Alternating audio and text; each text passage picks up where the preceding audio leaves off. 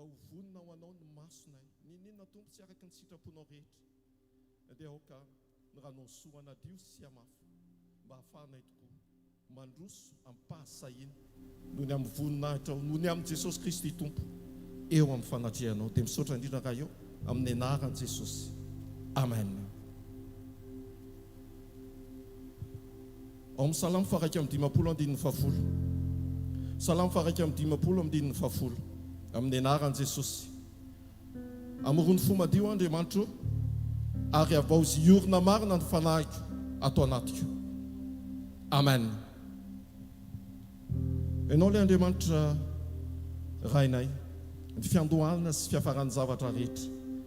Ilay Andriamanitra mihoatra noho ny fahagagana dia mpamorona ianao. Androany Andriamanitra dia mitondra ny fonay eo anatrehanao izay. Aoka ho fo mendrika, ho fo madio, ho fo vaovao, ho ianao hoe ho soloko fo nofo, ho meko fo vaovao nareo ao anatinareo dia aoka ho voatahiry izany fo izany hahafahanay tena mahitanao araka ny teninao fa izay madio am-po tokoa no ahita sy ny andray ny fahatsaranao sy ny fahefanao eto amin'ity toerana ity. Makasitraka indrindra ray amin'ny anaran'i Jesosy. Aoka ho voafafa izay rehetra tsy araka ny sitraponao amin'izao fotoana izao amin'ny anaran'i Jesosy. Amen. Farany ao amin'ny salamo faha 320 andininy voalohany. Aseho an'Andriamanitra fa mangetaheta ianao ary ny etahetanao tsy aiza fa mitodika amin'ilay Andriamanitra izay nahary ianao, izay miandrandra fiombonana marina aminao. Salamo faha 320 andininy voalohany amin'ny anaran'i Jesosy. Andriamanitra, Andriamanitra ianao, mitady anao fatratra, mangetahitanao ny fanahiko, maniry ianao ny nofoko eto amin'ny tany maina sy manangetana tsy misy rano. Amen. Ray amin'ny anaran'i Jesosy, ny teninao ny manambara fa izay naona sy mangetaheta dia izany novokisana. Miandrandra fahavokisana feno avy aminao izay ary aoka ho marina sy tanteraka tokoa fa fahavokisam-pifaliana ny amin'ny fanatrehanao ary fahafinaretana ny amin'ny tananao ankavanana. Indro izay maneho sy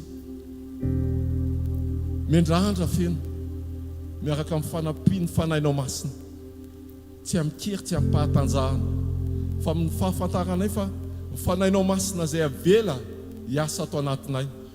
Aoka hitombo amin'ny etaeta, hitombo amin'ny fitiavana, hitombo amin'ny fisokafana eo aminao izay mba hinananay ny fahatsaranao avy amin'ny teninao, mba ho amin'ny fanovana, hifanitsy, hifanaraka amin'izay sitraponao, mba ho lay voavoatra ho amin'ny asa tsara tokoa izay ho voninahitry ny anaranao rery.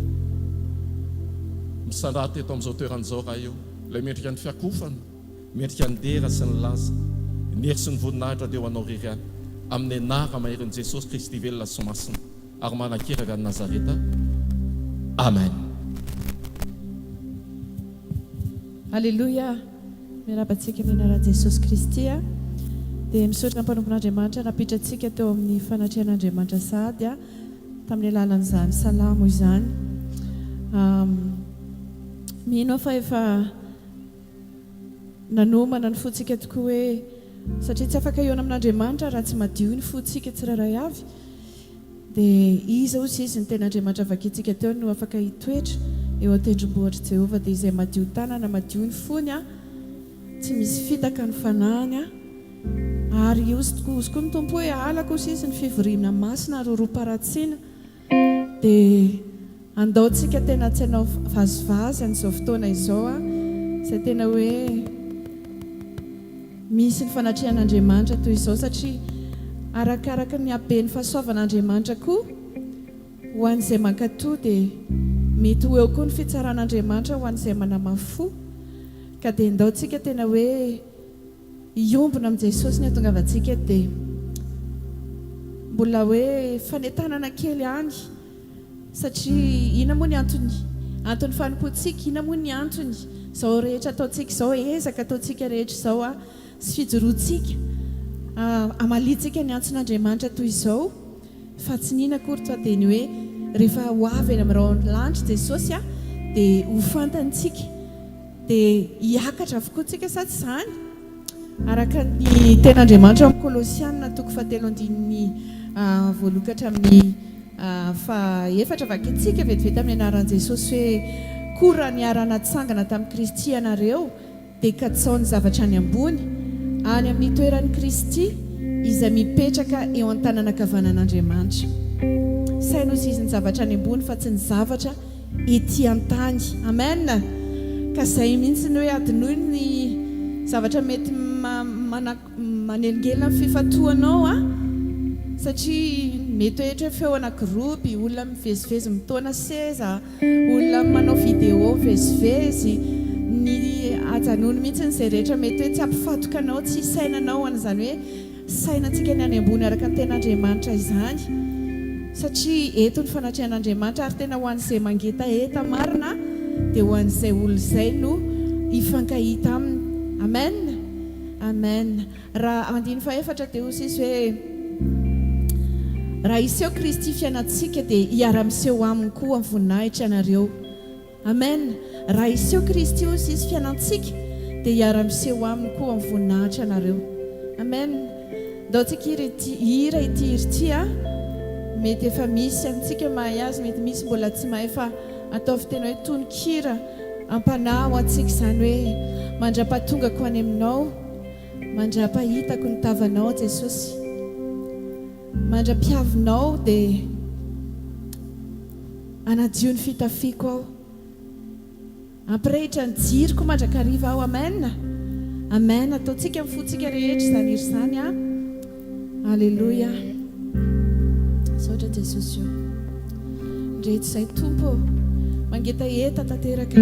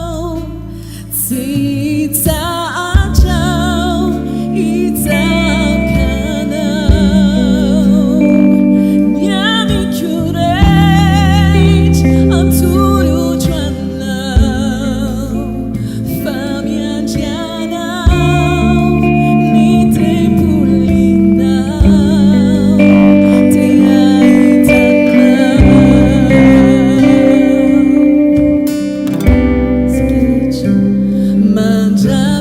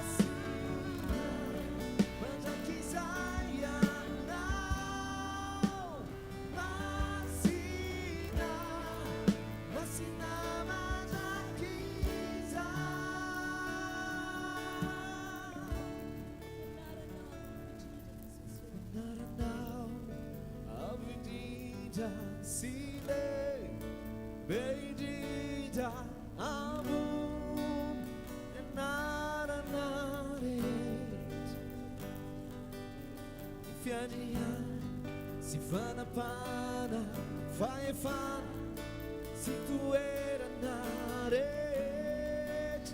yamane narandao avidida sile beidida amun naranaret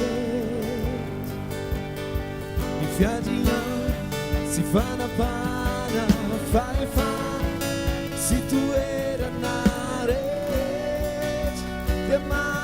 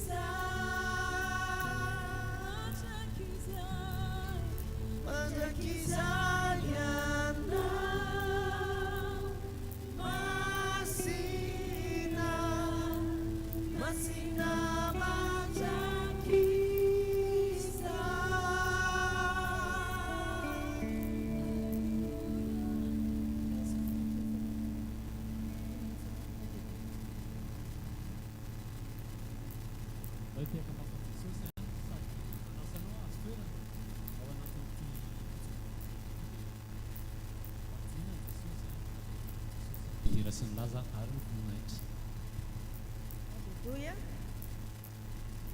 Voninahitra ho any amin'i Jesosy aza fa efa nitsoaka ihany ato fa mbola hita amin'ny paster fa mois d'octobre iny tena mafy be tamiko satria Ah,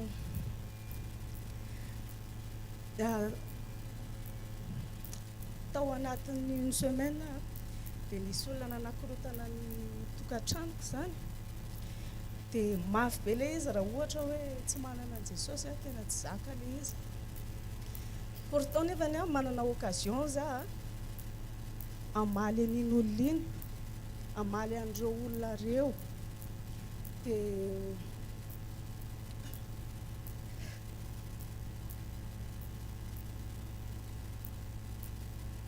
aloha tiaka mahafon'i Jesosy tsika ao anatin'izany raha manana témoignage ianao ka miafinafina any ambadika any dia mba saina mandrisety.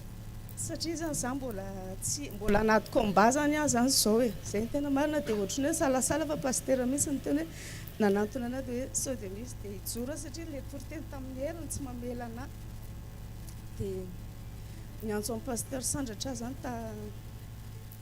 tamin'izay fotoana zay tamin'ity volany teo dia avy eo mitovy ny tantaraiko le zavatra dia avy eo niantso amin'ny pasteur niantso amin'ny papa dia mitovy ihany le zavatra nytenenina hoe omeo anahy le anaran'le olona zay le olona roa dia alefasina message aty aminahy dia mivavaka ho andry zareo tsika.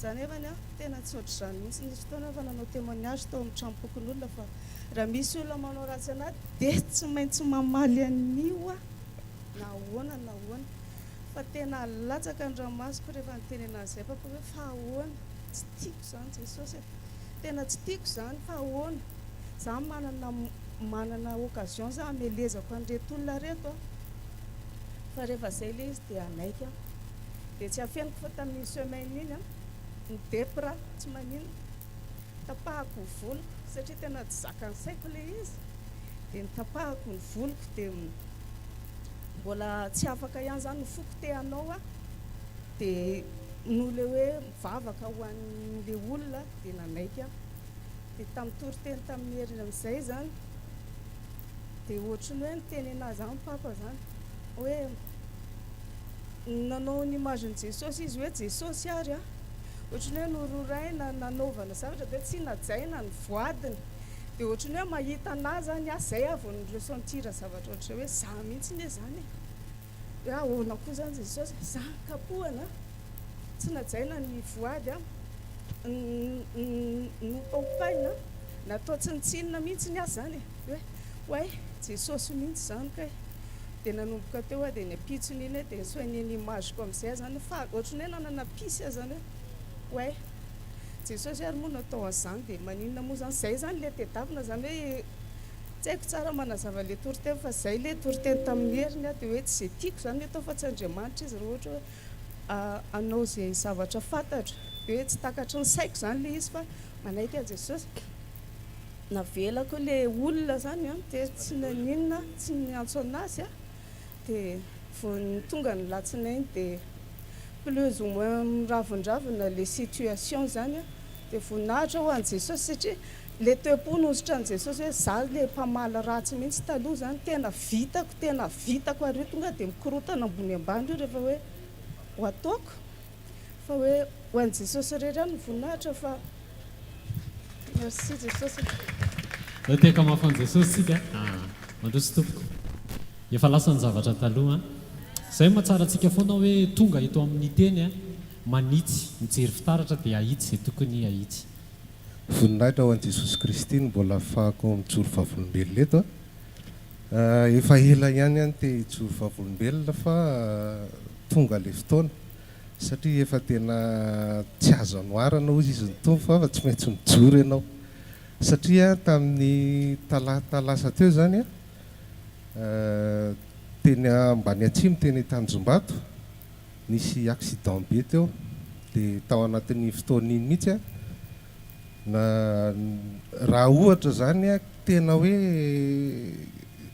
tara segondra vitsy dia fa fasy amin'le tomobile tapapiray zahako satria faneny zay dia efa tazako zany le klaxon sy le jiro mirehatra dia nisy bus teo aloha Starex Sprinter izay teo alohany dia avana izy a za nefa mifanena amin'ny miakatra ohatr'izao fa tena hoe zay na hoe famindrapon'Andriamanitra ary mbola tiany a zany nijoro a afaka niala kely a vao niala kely a dia teny amin'le taty amin'le bus tao alohany izy no midoniny zany fa raha nieritreriny zany hoe tena raha vao malalaka dia tena niala n'iny bus iny izy dia zany fa niheritra tamin'ny tao dia sorana ny tompo ary tena deraina ny tompo dia voninahitra ho anazy rehetra mankasitraka tompo manaraka lefatsika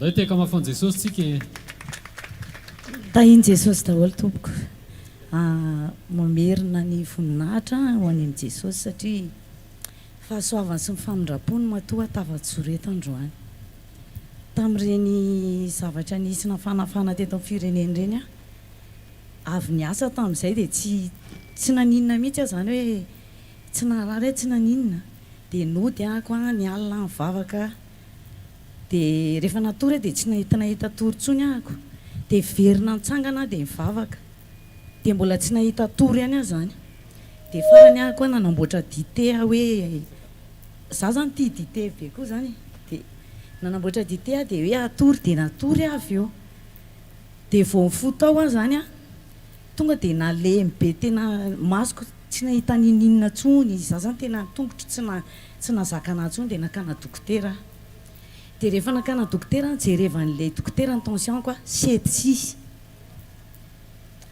dia ozy izy tsy maintsy miditra garage zany ianao zao fa tsisy hevitra tsony zay hoe tena tsy tiako zany le hiditra garage fa niditra dia rehefa tonga teo amin'le salle d'attente teo zany dia mbola nisy ankizy lahy anankiray teo akaiko tovoka taminahy dia nasiana sérum teo aloha zay mandra-piandry chambre dia za nitodika tany aminazy dia za tsy nieritreretiko tsony hoe marary fa mivavaka ho anazy hoe Jesosy ahoany ty olona ity satria zay s'izy efa tsy afaka miteny tsony zany dia rehefa nahazo chambre zay dia tao amin'izay zany nasiana fanafody sotra zany dia taitra be daholo le dokotera hoe ianao nge efa hanao arrêt cardiaque fa za zany tena tsy taitra mihitsy fa nanontaniako hoe Jesosy inona ny anton'izao zay zany zavatra nanontaniako dia tonga ny arivan'iny dia mbola verina nanisy fanafody ana le infirmière dia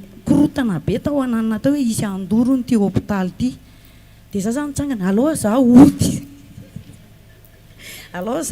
dia ozy izy le infirmière hoe calme ianao izy izy fa dia avy eo moa zany asiany fanafody fampatoriana dia matory ianao dia maraina ny andro dia sokafana le varavarany tao amin'ny chambreko zany dia ny sary eo nandalo ohatran'izao dia jereko ohatr'izao dia ozy izy calme ianao izy izy fa iny olona iny le olona teo akaikinao omaly le teo amin'ny salle d'attente zany dia teo amin'izay zany mivavaka hoe Jesosy inona ny anton'izao rehetrarehetra satria tamin'le za vao tonga tany zany tena hoe tsy nahavavaka tsony fa reraka be foana zany dia matory foana dia teo zany mivavaka dia tena hitako Jesosy maka seza petraka eo akaiko dia rehefa teo amin'izay zany izy dia hitanareo tena nanomboka mivoaka daholo ny révélation rehetrarehetra hoe misy zavatra nasaiko nataonao asa nasaiko nataonao asako tsy nataonao zavatra tsy asaiko nataonao nataonao misy olona tsy tokony faneratseranao tsony mbola faneratseranao hitanareo tena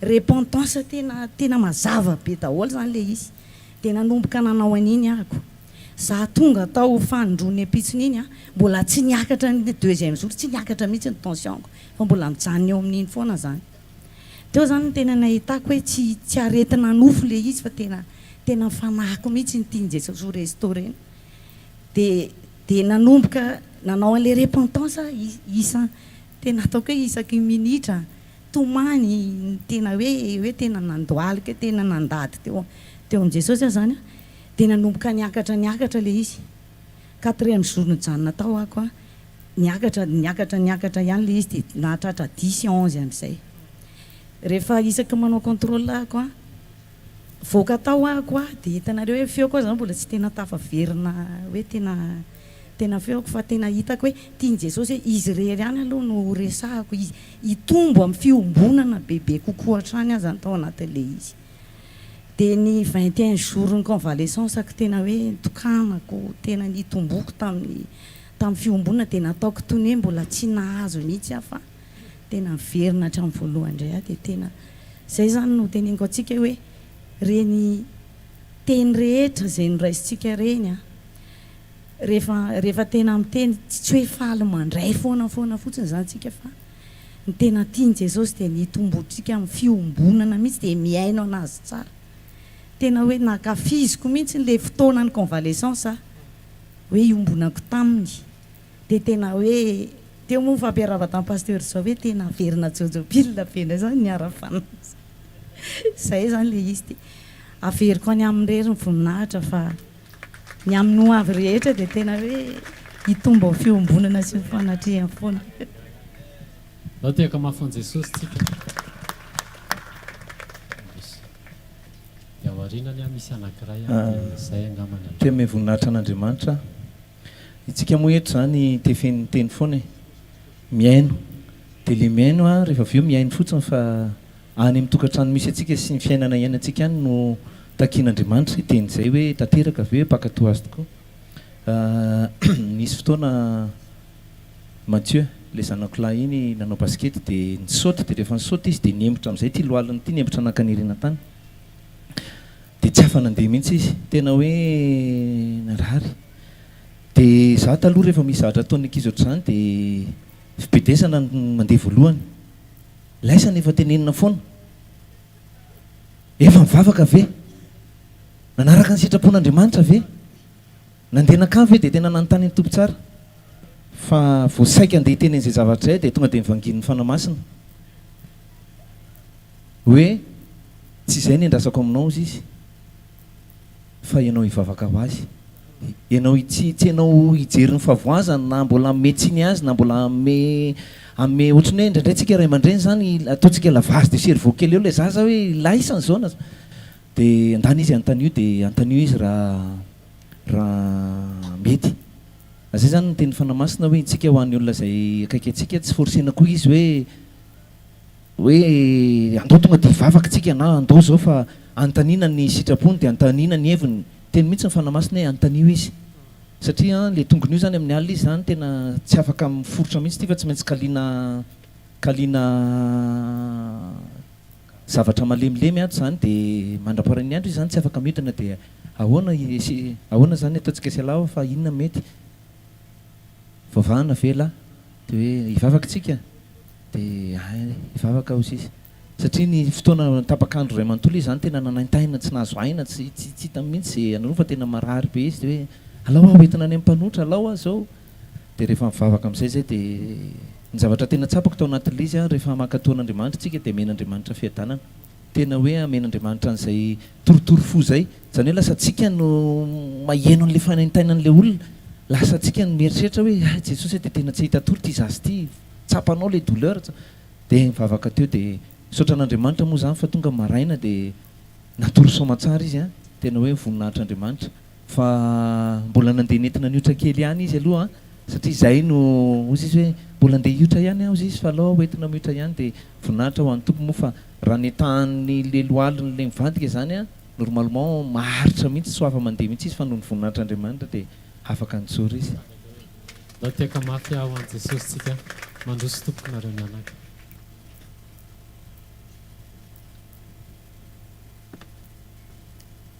Tahin Jesosy tompoko. Tahin Jesosy daholo tompoko. Tonga eto indray izay mianaka merina amin'ny voninahitra ho an'Andriamanitra irery ihany fa zava-mahagaga nataon'ny tompo dia fahasalaman'ity zanako ity. Ty foana moa zany matetika fahasalamana foana nijoroana vavolombelona eto no ny fahasoavan'Andriamanitra.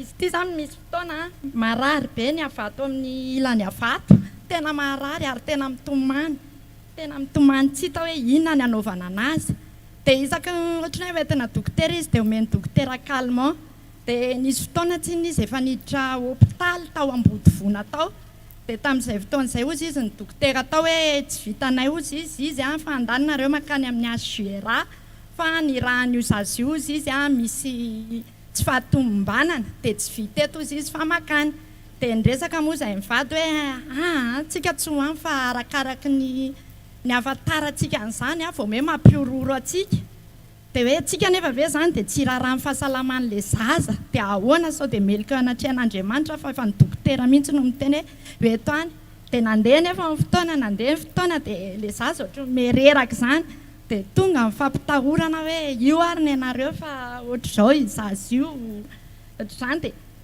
ny tonga amin'izay fa lehibiazany ohatrany hoe nelehibe izy dia manomboka ohatra mereraka dia natahotra ianao fa ianao nefa tao amin'i Jesosy foana fa niteny Jesosy miteny hoe le communion zany tena zava-dehibe indraindray ny ankonantsika misy hoe zavatra miseho fa tsika mihitsy ny tadiavin'Andriamanitra ifandray aminy na dia mbola tsy ao ara ny ankonantsika dia hoe ianao le efa mijoro tena mila mankatohan'le tenin'Andriamanitra renao eto foana fa tsy hoe faly miainy fotsiny ianao dia tonga tamin'ny tapabolana dia narary indray dia rehefa marary izy tsy alefa mianatra dia izay mivady zany rehefa ohatr'izay izy dia andao mena betravy andao ohatrany hoe resaka ohatr'izany ny ataonay ndao fa tsy ampiny rany dia betravy no mena anazy mixena resaka sakafo zany no anana azy fa tsy fanafody dia tamin'ny tapabolana narary izy dia namonjy fiaonana tamin'ny tompo moa izay ao tamin'ny mena dia nresaka tamin'ny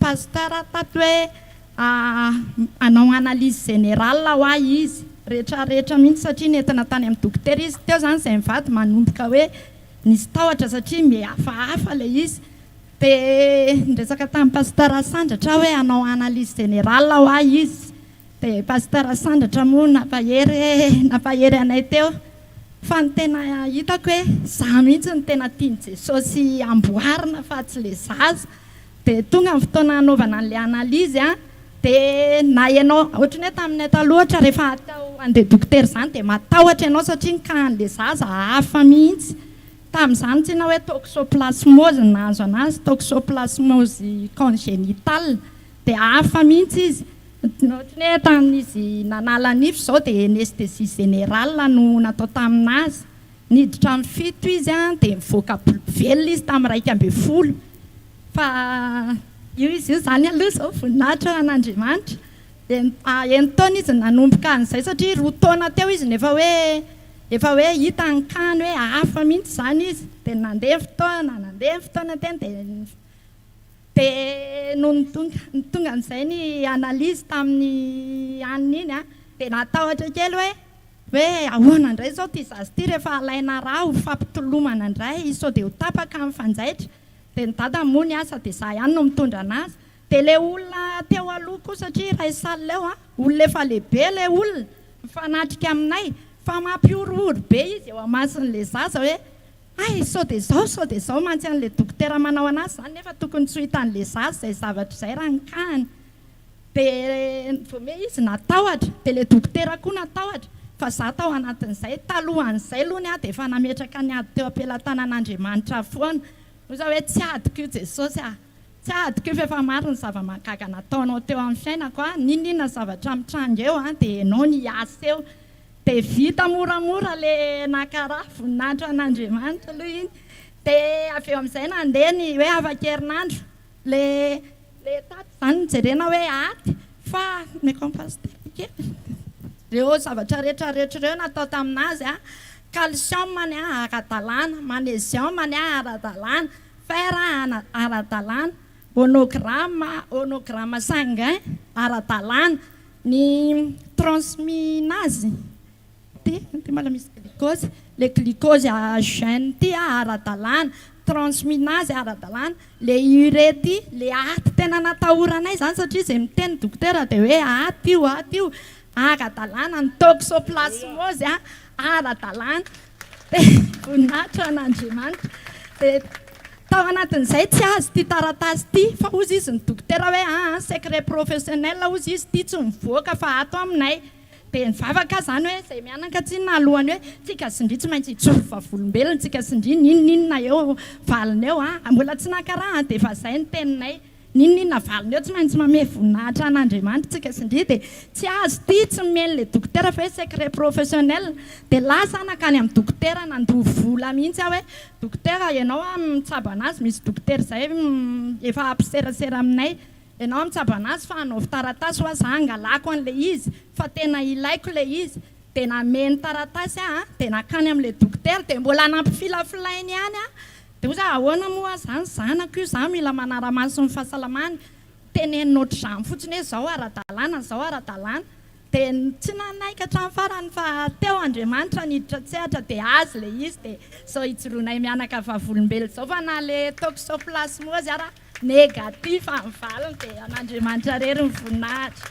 Alleluia. Fa tsika mila matoky azy amin'ny teniny tsy mila manahy tsika e fa na manary tsika tsisy ninina azo tsika atao fa mila matoky tsika dia mandiny teny tsika hoe inona le zavatra mbola mila ahitsy ny tompo aty amiko aty dia zay dia an'Andriamanitra irery ny voninahitra. Nao tiaka ho an'i Jesosy tsika asaiko ianao hitsangana dia hanome voninahitra ho an'i Jesosy tsika. Alleluia. Tsy haiko hoe miresaka aminao ve Jesosy ao anatin'izany témoignage izany sa mihaino tantara ianao fa mahita an'i Jesosy ao anatin'ilay izy. Alleluia.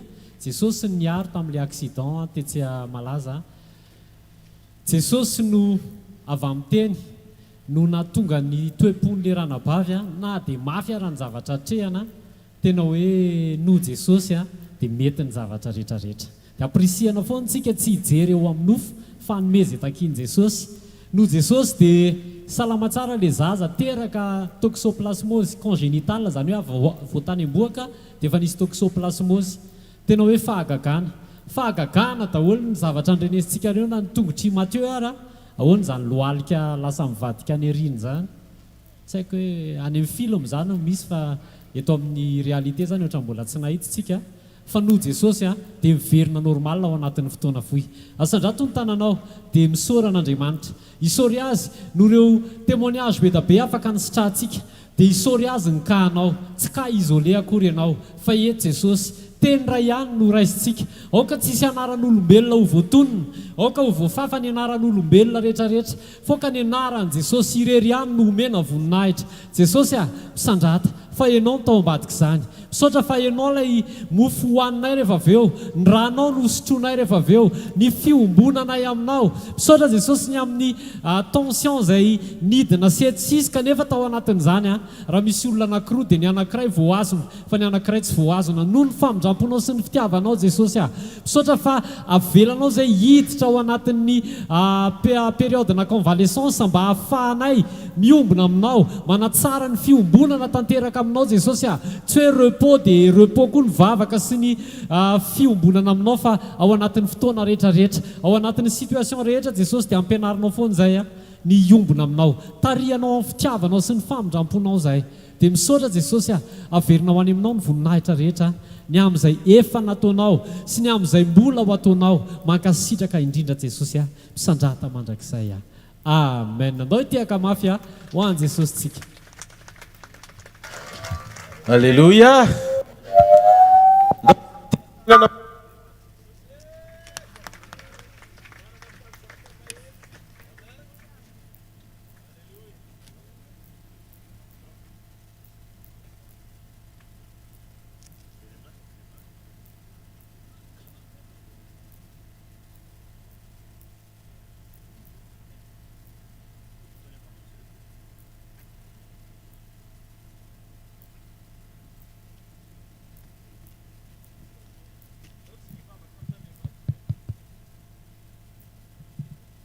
Dao tsika hisaotra an'Andriamanitra mifotsika manontolo ataovy azo antoka hoe eto mifanatrehantsika mangetaeta azy. Amen. Ary ny ten'Andriamanitra dia milaza hoe ao anatin'ny etaeta Andriamanitra dia mamaly ny fanahy mangetaeta rehetra izy. Ary rehefa izy ny miasa tsy misy mahasakana zany mandrakizay. Alleluia.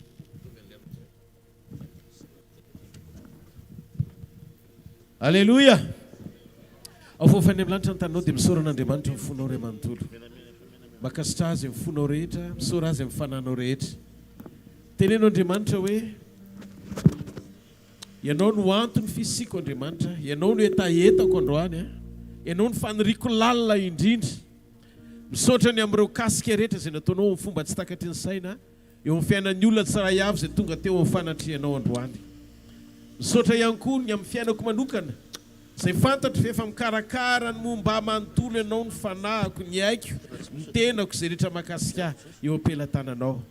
Androany maraina Jesosy eo, vangio manokana amin'ny alalan'ny teninao indray dia mitenena fa miaino anao Jesosy. Angatao Andriamanitra hanokatra ny fonao mba hiaonanao amin'Andriamanitra miteny aminao manokana. Halleluja. Teneno Andriamanitra. Ianao no ilaiko androany Jesosy. Ianao no etaetako lalina ambony indrindra amin'ny zavatra rehetra. Ampafantaro zava-miafina androany. Ampafantaro zava-miafina. Mba hiteny amiko indray ianao androany dia ho tafajoro, ho tafatoetra ao amin'ny sitraposy programanao ny fisika. Amin'ny anaran'i Jesosy Kristy avy any Nazareta. Amen. Nasio ty-tanana mafy ao an'Andriamanitra. Orakoraka mafy ho an'i Jesosy. Mahaza ho toerana tompoko. Amen. Alleluia. Alleluia. Mahaza ho toerana. Mahazo homana. Alleluia.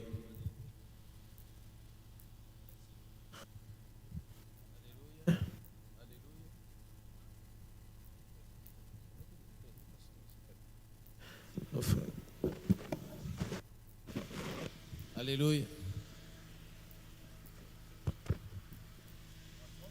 Androany dia hizarantsika ao anatin'ny fotoana fohy ny tenin'Andriamanitra. Nampitondraina ny lohateny hoe rehefa tsara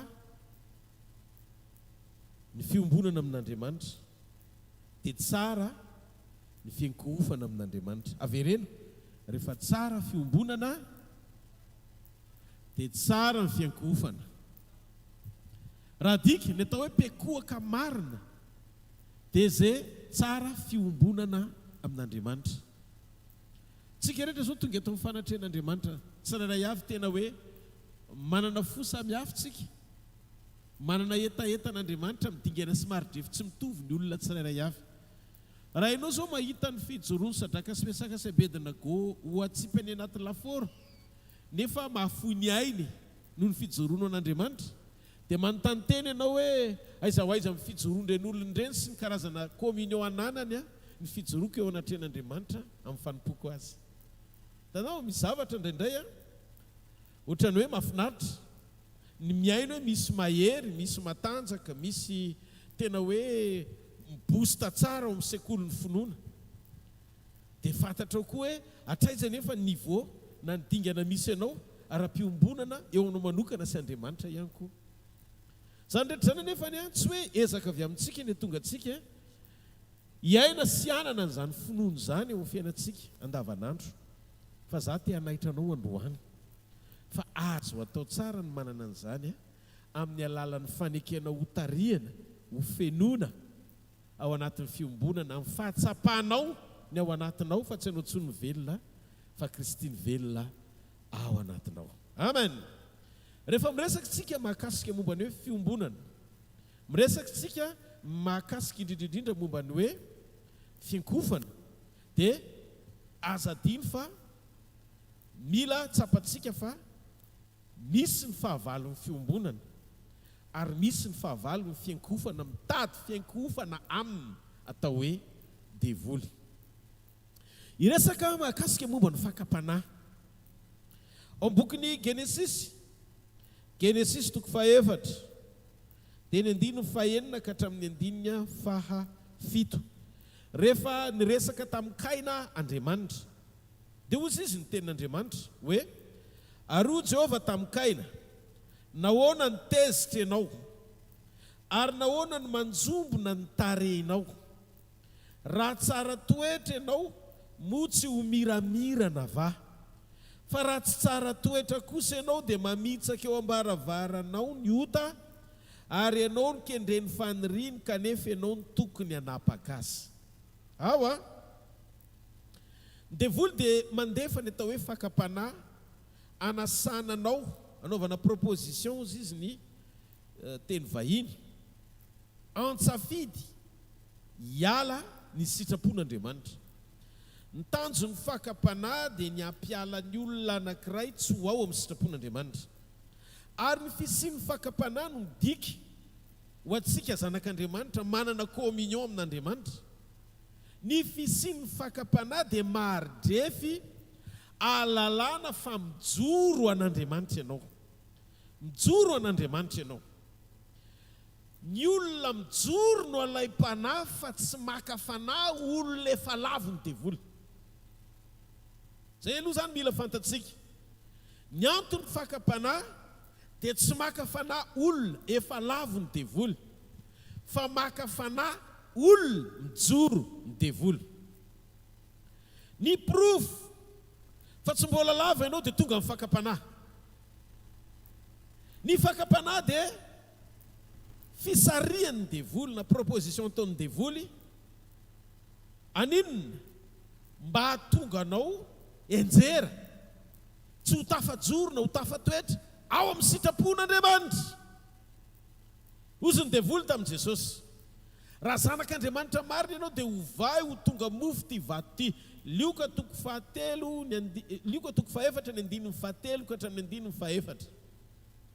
Jerenareo tsara ilay zavatra mitrangy raha io teny io jerentsika vakitsika mihitsy aloha vakitsika mihitsy ilay teny vetivety.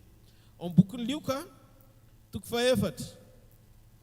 Lioka toko faefatra dia ny andininy fahatelo ka hatramin'ny andininy faefatra. Aroa ny devoly tamin'i Jesosy, raha zanak'Andriamanitra ianao teneny ho vato io mba ho tonga mofo. Fa Jesosy namaly azy ka nanao hoe voasoratra hoe tsy ny mofo ihany niveloman'ny olona fa ny teny rehetra izay laoko ny vavan'Andriamanitra. Hitanareo ve ny fisehoan'ilay zavatra nisy teto amin'ity Lioka toko faefatra ity maneho endrika anankiroa lay tao hoe zanak'Andriamanitra. Iza moa io zanak'Andriamanitra io? Ny zanak'Andriamanitra dia izay nandray an'i Jesosy. Izay nandray an'i Jesosy dia nomeny hery ho tonga zanak'Andriamanitra. Zany hoe ny zanak'Andriamanitra dia izay manana an'i Jesosy ao aminy ho tompo mpanapaka ny fiainany. Zany hoe sokajiana ho isan'ny olona manana communion amin'i Jesosy ny atao hoe zanak'Andriamanitra. Dia ozy izy ny devoly tamin'i Jesosy, raha zanak'Andriamanitra marina ianao dia hovay ho tonga mofo ty vato ty. Le image na le sary mahazanak'Andriamanitra mihitsy tiako ianao anaraka tsara fa zavatra sarobidy no zaraiko asa very aty amboalohany fa zavatra sarobidy no zaraiko anatin'le communion anananao toe-panahy matanjaka tsara ahafahanao manavaka ny atao hoe mahazanak'Andriamanitra anao sy ny fisian'ny fakapanahy ny antom-pisian'ny fakapanahy anaovan'ny devoly azy mba tsy hatafajoro anao satria misy zavatra ho ataon'Andriamanitra oriana kely ao ho zaraiko ao anatin'ny teny dia ho hitanao amin'izay sy ho fantatrao ny marina dia ny marina no afaka anao tsy ho andevo. Amen sa tsy amen? Hitanareo ozy izy ny devoly tamin'i Jesosy, zanak'Andriamanitra ianao hovay ho tonga mofo ty vato ity. Zany hoe ny devoly dia te anova ny famaritana ny atao hoe zanak'Andriamanitra. Ny zanak'Andriamanitra zany tsy hoe izay nandray an'i Jesosy araka ny lazain'ny bokin'ny Jaona toko voalohany ny andininy faharoambin'ny folo hoe izay nandray azy dia nomeny hery ho tonga zanak'Andriamanitra. Ary koa ny tenin'Andriamanitra hoe izay tariny fanahy ny zanak'Andriamanitra. Tsy izay ny formule na famaritana tiany devoly ametrahana ny atao hoe zanak'Andriamanitra. Fa raha mandinika tsika io teny io, ny devoly te ametraka ny atao hoe zanak'Andriamanitra, mahavita zavatra.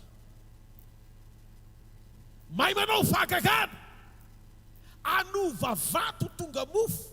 Zany ny formule tiany Satana na raikim-poy tiany ametrahana ny atao hoe zanak'Andriamanitra. Noho izany, tsy ny fanehoana lay endrika mahazanaka manam-pahefana anova vato ho tonga mofo ny zava-dehibe. Fa raha ny famaritan'Andriamanitra ny atao hoe zanaka dia izay miombona amin'ny rainy manam-pahatsapana ny fisisy ny lanja ny fanatrehany eo amin'ny fiainany. Hitanareo?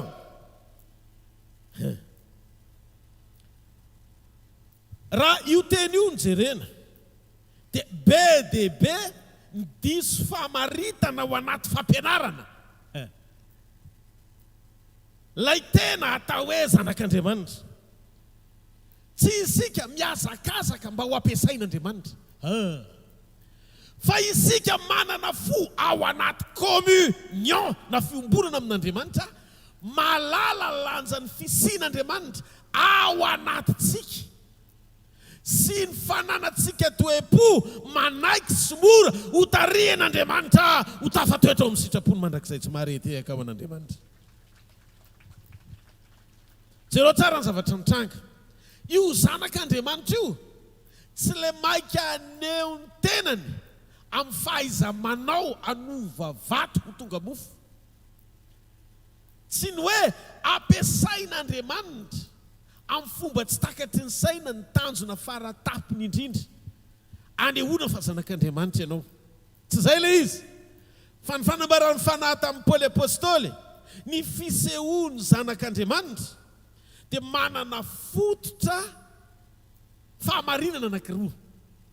Voalohany, ianao manaiky ho tariany fanan'Andriamanitra, fa izay tariany fanan'Andriamanitra ny zanak'Andriamanitra. Ary io fanan'Andriamanitra ao anatinao io dia miara-milaza amin'ny fananao amin'ny maha-olombelonanao ao anaty, miara-milaza amin'ny fanahintsika ao anaty, fa zany tokoa tsika, zany hoe confirmé tena renao ao anatinao fa zanaka ianao fa tsy sarin-janaka akory. Tsy saritsariny fa tena izy. Dia inona voalaza? Fa mampiavaka an'io zanak'Andriamanitra io. Mampiavaka an'io zanak'Andriamanitra io dia zao ny voalaza ny Romanina 9:9. Fa zao zavatra ary rehetra zao dia miandry ka maniry fatratra ny fampisehoana ny zanak'Andriamanitra. Tsy noho ny sitrapony voaretra, fa noho ny sitrapon'ilay Andriamanitra efa nampanaiky azy mba ho voninahitry ny zanany izay asehony. Diky fa ny fanehoana fa zanak'Andriamanitra ianao dia tsy amin'ny alala amin'ny fahaiza manao hoe mahay fahagagana ianao, fa amin'ny fanapahana mialoha amin'ny fotoana isehonao fa natao anaky ianao ny zavatra rehetra. Mety tsy azonao ny zavatra ty koa, tia ny fanamasina ho tenenina. Mety lalindalina kely le izy ho an'izay voatonga, fa tsy maninona. Ny fanamasina ne anazava ao anatinao zany fahamarinana zany. Amen. Midiky, fa zao le zavatra tena mitranga rehefa zanak'Andriamanitra ianao. Ny zanak'Andriamanitra tsy manana toe-po te aneo ny fisian'Andriamanitra amin'ny asany. Tsy isika maneho ny fisian'Andriamanitra amin'ny asany, fa isika manaiky an'Andriamanitra mba hatonga ny fijoroantsika ho ekeny zavatra rehetra.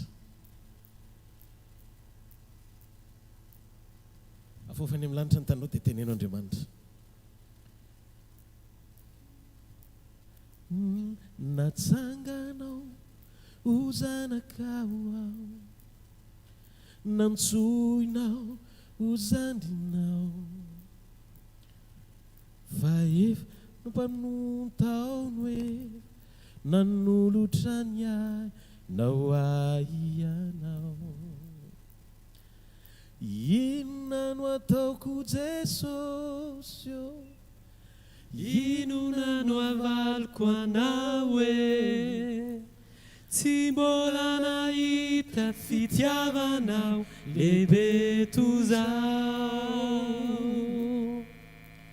Raha mbola velonao zao no faniriko hitsaokanao, no antony fisiko hitsaokanao, hitsaokanao amin'ny androko rehetra, hitsaokanao ho anao tsisy fetry, hitsaokanao.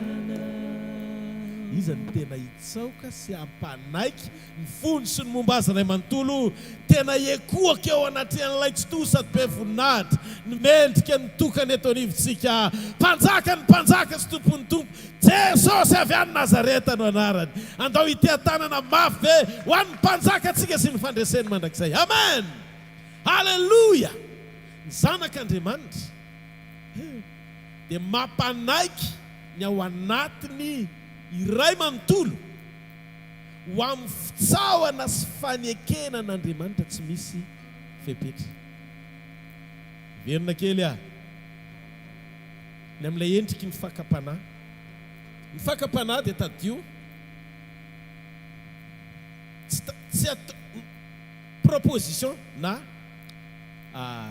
fisarian'ny devoly na ino moa fiantsoana an'izany, ohatran'ny karazana fanambazan'ny devoly amin'ny zavatra ilainao eo amin'ny nofo,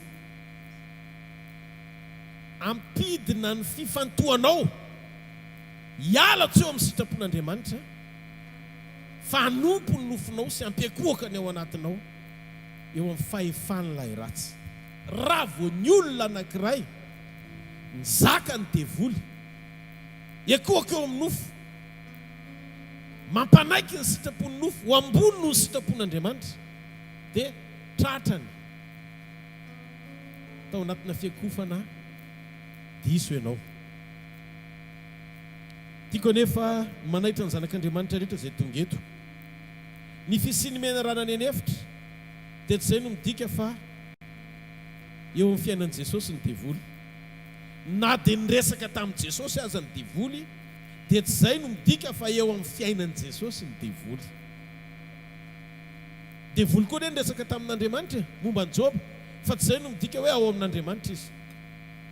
Ny fakapanahy dia mandefa proposition aminao, fa tsy tonga dia makao aminao, fa ianao mila mampandroso na mandazy.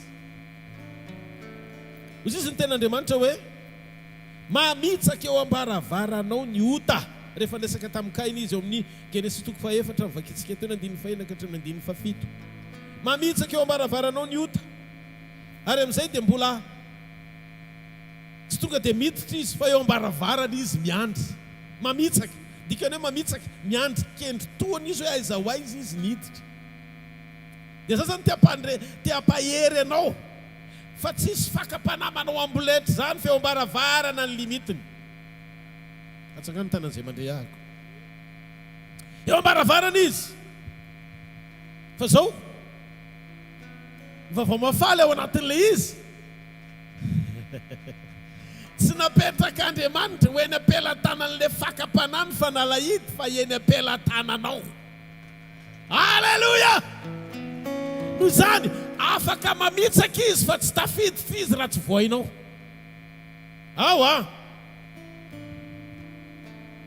Ary ray somary drefoko hitarafanao ny tombam-bidina ny valeur misy ny fiankofanao ny fisiany fakapanahy. Satria arakaraky ny joroanao ny ampiakarany devoly ny sanda ny fakapanahy isariany ny fiankofanao. Jereo ny Luka 4. Rehefa tsy azony tamin'ny dingana voalohany Jesosy, dia noentiny tamin'ny dingana faharoa. Rehefa tsy azony tamin'ny dingana faharoa Jesosy, dia noentiny tamin'ny dingana fahatelo. Dia inona ny tombam-bidy ambony indrindra eto ambonin'ny tany zao tontolo zao. Dia hozy izy ny devoly tamin'ny Jesosy, raha iakohaka eto anatrehako amin'izay ianao fiankofana le. Ay le problème ara-piankofana.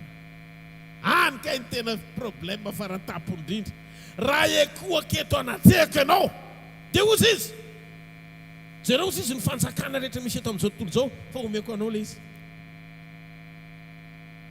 Hitanareo, rehefa tsy azony tamin'ilay voalohany Jesosy, noentiny tamin'ilay faharoa Jesosy, dia fahatelo noentiny tamin'ilay dingana fahatelo, izay mahapety sy mampahazo aina nyity nofo ity amin'ny eto ambony tany, dia ny fanapahana amin'ny zavatra rehetra misy eto amin'ity tany fandalovana ity.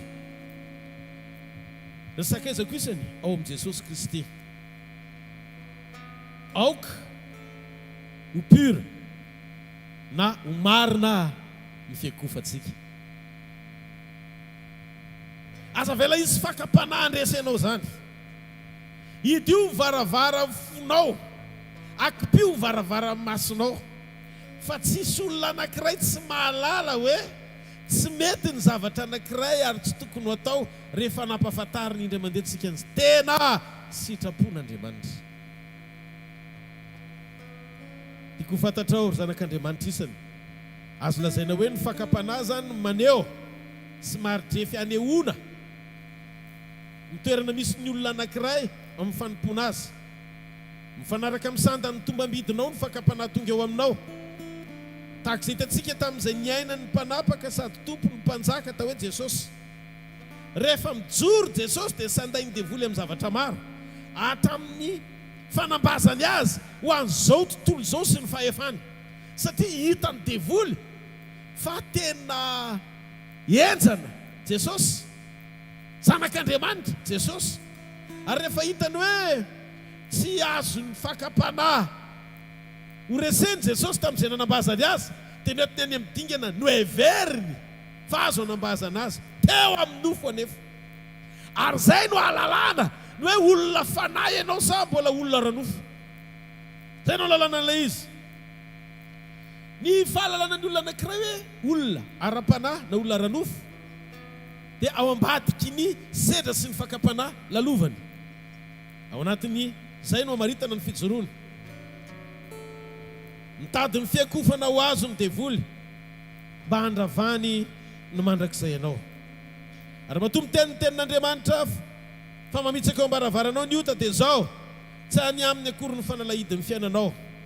Matoa ny filana eo amin'ny fiainanao io misy ary io ny lalana hitondrany izahana toetranao dia tiako ny mampanantena ny zanak'Andriamanitra rehetra izay tonga eto sady anairako ny sariako ny fifantohanao fa tsy zavatra efa misy eo amin'ny fiainanao io matoa no entiny ho tsiriritinao. Ny zavatra irianao sy ilainao dia mbola tsy misy eo amin'ny fiainanao.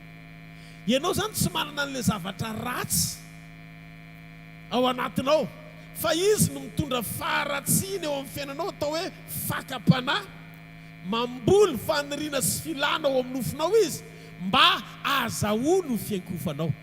Asa nazonao ve izay zavatra izay? Atsangany tsara hoe tanan'izay mandeha. Azahoany ny fiankofanao. Io mety voly io. Io mety fijangajangana sy faniriana filana eo amin'ny nofo. Fakapanahy resantsika eto.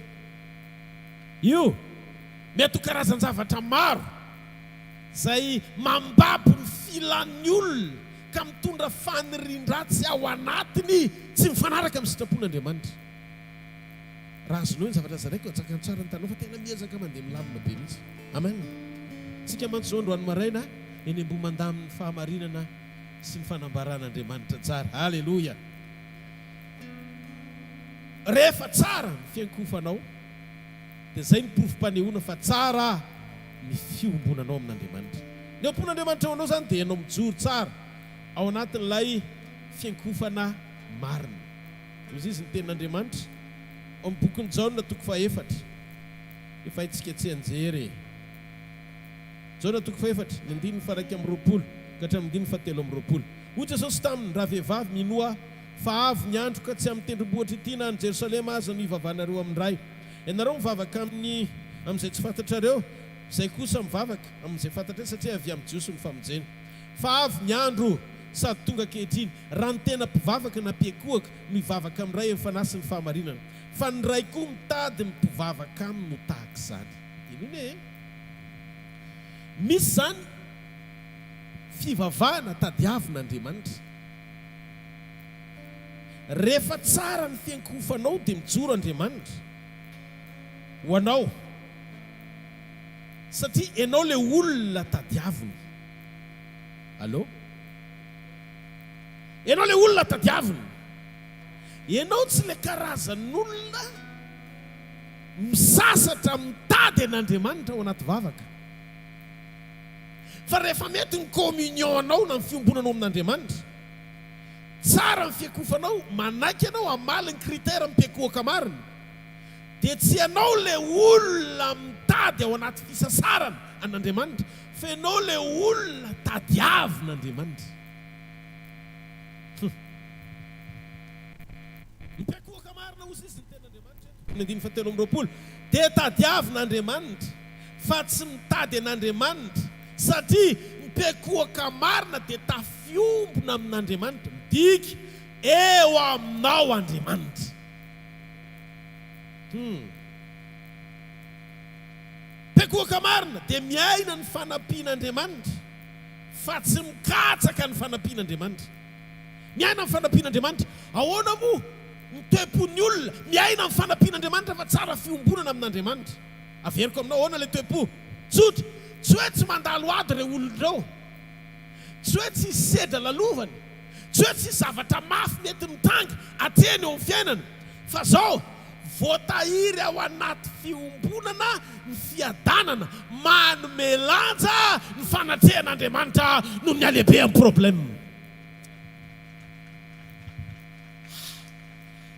Mafantatrao ve fa alohany nanopazana ny Sadraka sy Mesaka sy Abednego tao anaty laforo dia nananantoka izy fa ny Andriamanitra izay ivavahanay mahavonjy anay ao anaty laforo. Dia eritrereto finoana ny déficience,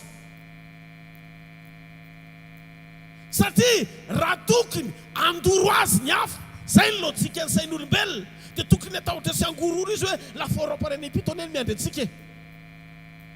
Satria zay rehetra nanipy azy mahay melohan'ny fotoana natongavany tao anaty laforo. Fa tiako ho fantatrao fa le fiadanana ambony no ny fahalalana rehetra tsy omen'Andriamanitra ho an'izay olona mahalala azy fotsiny, fa omen'Andriamanitra ho an'izay olona tsara fiankohofana aminy. Eno le izy, le karazam-piankohofana marina, dia le fiankohofana tsy manaiky ekohaka amin'ny zavatra hafa, nanaiky fahefana hafa akoatra n'Andriamanitra. Dia ohatsy izy telo mirahalahy, azafady zay tsy ekohaka amin'ny sary olona volamena zay natsanganao, tsy ekohaka amin'izany, fa n'Andriamanitra izay vavahanay dia mahavita miaro anay ao amin'izay sazy ataonao hoe afananipito ny laforo, atsopazo zay fa loanay atsipy maty ao anaty laforo, zay le communion. Raha ohatra ka tiany tsitrak'Andriamanitra zany ny ahafaty anay dia mandova fiainana tsara lavitra zay pre fa vokatry ny fijoroana iny nahafaty anay.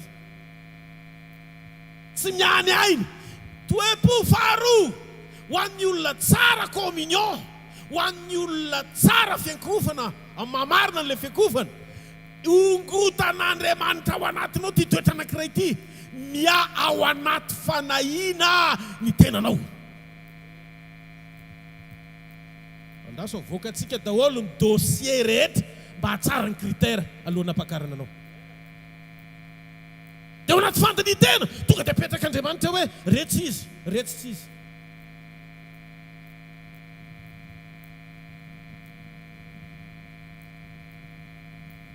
Aiza aiza sika tsikitsiky kely daholo ny zanak'i Jesosy rehetra, sy tehaka ho azy, sy tehaka ho azy. Jereo ny masony akaikinao dia teneno izy, pekohaka marina hoe manana fiombonana amin'i Jesosy aho, tsy maintsy tanteraka eo amin'ny fiainako zany toe-po zany. Mafantatrao ve? Dia ndao ny antsika isaina e, ozy izy ny ten'Andriamanitra teo angamba tadiditsika hoe aza misaina zay tia tany sy ny zavatra misy tia tany, fa sainy ny zavatra any ambony ozy izy Paoly. Tsy zakany olona mbola miaina eo amin'ny nofo ny miainao zany, dia any an-dranitra fotsiny dia ahoana zany ny eto ambony tany, dia lalovana fotsiny ve ohatra ny tsy zakako zany toriteny zany. Mangididy sofiny ianao rehefa tsy zaka ianao le teny fahamarinana. Nefa ao anatin'ny fananganana anao iaina ao anatin'izany no ahitanao reo karazam-piainana tsy fahita firy, découvrir zavatra hafa mihitsy miaraka amin'Andriamanitra ianao. Rehefa ao anatin'ny fonao ny fatokina ao anaty fiombonana tena mitsotra aminao, ho hitanao zany laforo mirehitra afananipito tsy mandoro anao zany. Lasa lalana anao obstacle anehoany fa misy miracle. Tsy hoe Satana miteny hoe ovay ny vato tonga mofo, fa izy mihitsy ny anova vato tonga mofo rehefa anao ianao. Tsy mahareteka ho an'Andriamanitra, tsy baiko ny fahaterena ao anaty anoanana. Enoy fantatry ny devoly fanaona Jesosy, tsy besoin na filana aranofo aneran'Andriamanitra no fahagagana, fa fahatokina tsy voakasiky ny fahaterena aranofo, iaina ny fahagagan'Andriamanitra. satria tsy tanjon'Andriamanitra ny amaly ny etaetanao ara-nofo, fa tanjon'Andriamanitra ny anananao fiombonana lalamina. Efa nomeny, halleluia, ny démarche na ny zavatra tokony ataonao. Voalohany, raha miray amiko ianao ka mitoetra ao anatinao ny teny koza izy, dia angatao zay tianao, na inona fa ho azonao zany. Hitanao mba samy hafa ndreo zavatra anankiroa reo. Zany roany tsy hampianatra anao mba ho tahiny ianao, fa tahina ho azy ianao rehefa miray amin'Andriamanitra.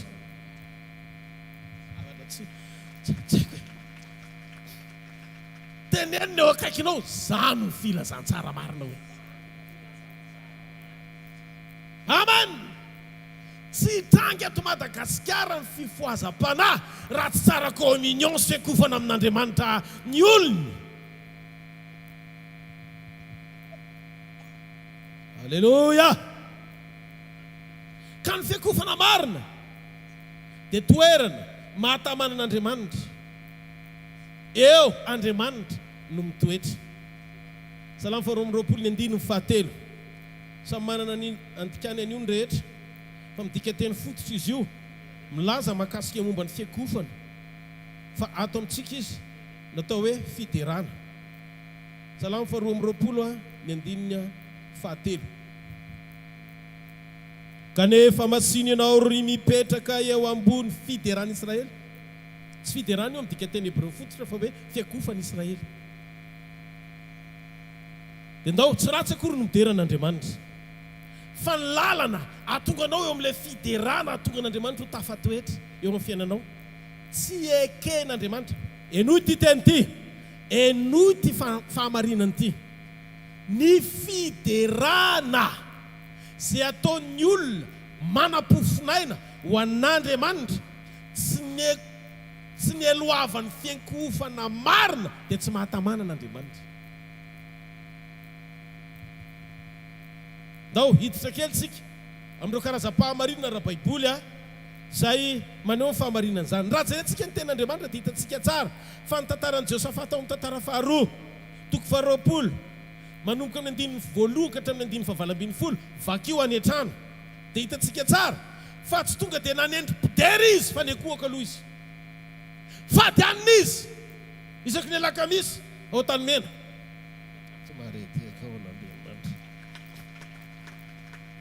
Mampiasa ny fony anaky an'Andriamanitra. Anaky an'Andriamanitra. Ny fona tamin'Andriamanitra izy mba hatonga le fiombonana ikolla tsara. Problemanao tsy tsara le kolla nampiasainao dia zay mahatonga an'le vy mora misaraka. Kolla fatao amin'ny hazo nanambaranao vy. Fanoharana ny azy ahy fa tiako fantatra ty fahamarinany ty. Ao anaty afakasifa dikanina le problème tokony hovana itsina amin'Andriamanitra.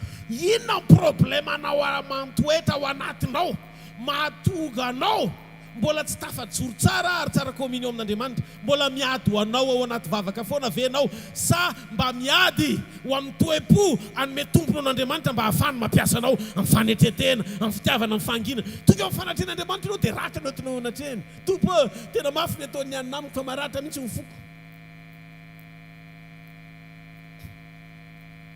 Ny toe-pontsika aloha amboarina dia mahay mandray fantsina, mahay mandray ina hoe fantsina. Tonga le teny mpantsina dia raisinao le izy. Dia hitanareo rehefa nanomboka nampiasa ny fony Josafata sy ny Israely tena mivavaka mifadianina, dia zao ny zavatra nitranga. Rehefa vita fibebana ny olona, rehefa tena vita fibebana ianao, rehefa fibebana marina, averena fibebana marina, averena fibebana marina, dia zao ny toetra tsy maintsy mitranga ao anatinao ao. Voalohany indrindra tonga dia esorin'Andriamanitra ao anatinao.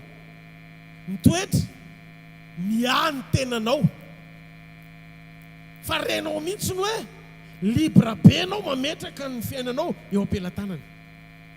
Dia jereo anie amin'ny fomba ahoana ohatra ny vitsika ny fahavalo, firenena efatra ohatra ny vitsika Moabita, Jebosita, tsy haiko ina daholo, ny avy ana tendrombohitra Seira, zany voasoratra ao. Andeha hanafika ny Israely, ohatry ny vitsika. Fa zao, mpaminany anankiray no mitondra tena amin'ny tindray mitoraka ty hony, tsy anareo ny ady. Ry zavatra hita maso, potika zay, teny fampanantenana, zay iny mandresy.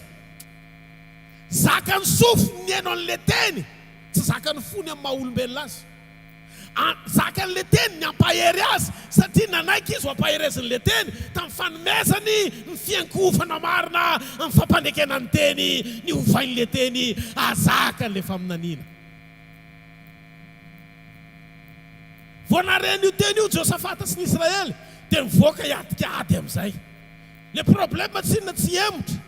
Tsy valom-bavaka hoe ary vao mivoaka ry zareo dia lasa mitsoaka daholo ny fahavalo, vonona hiady ny fahavalo.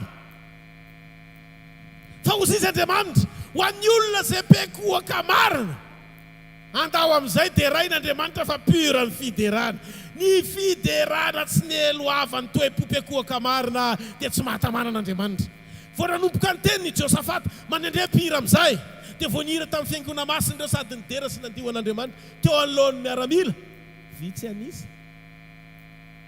Dia zao, nidina ny tanan'Andriamanitra nanisotrika tany amin'ny fahavalo.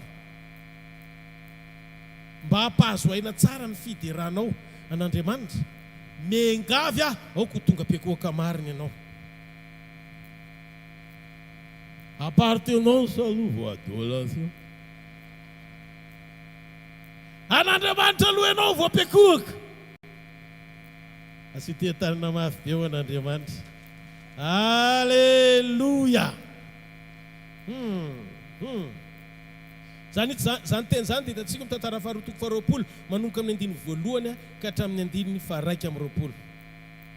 Ka ny fiankofana dia maneho sy manambara ary mahafeno ny fepetra maha an'Andriamanitra atsika.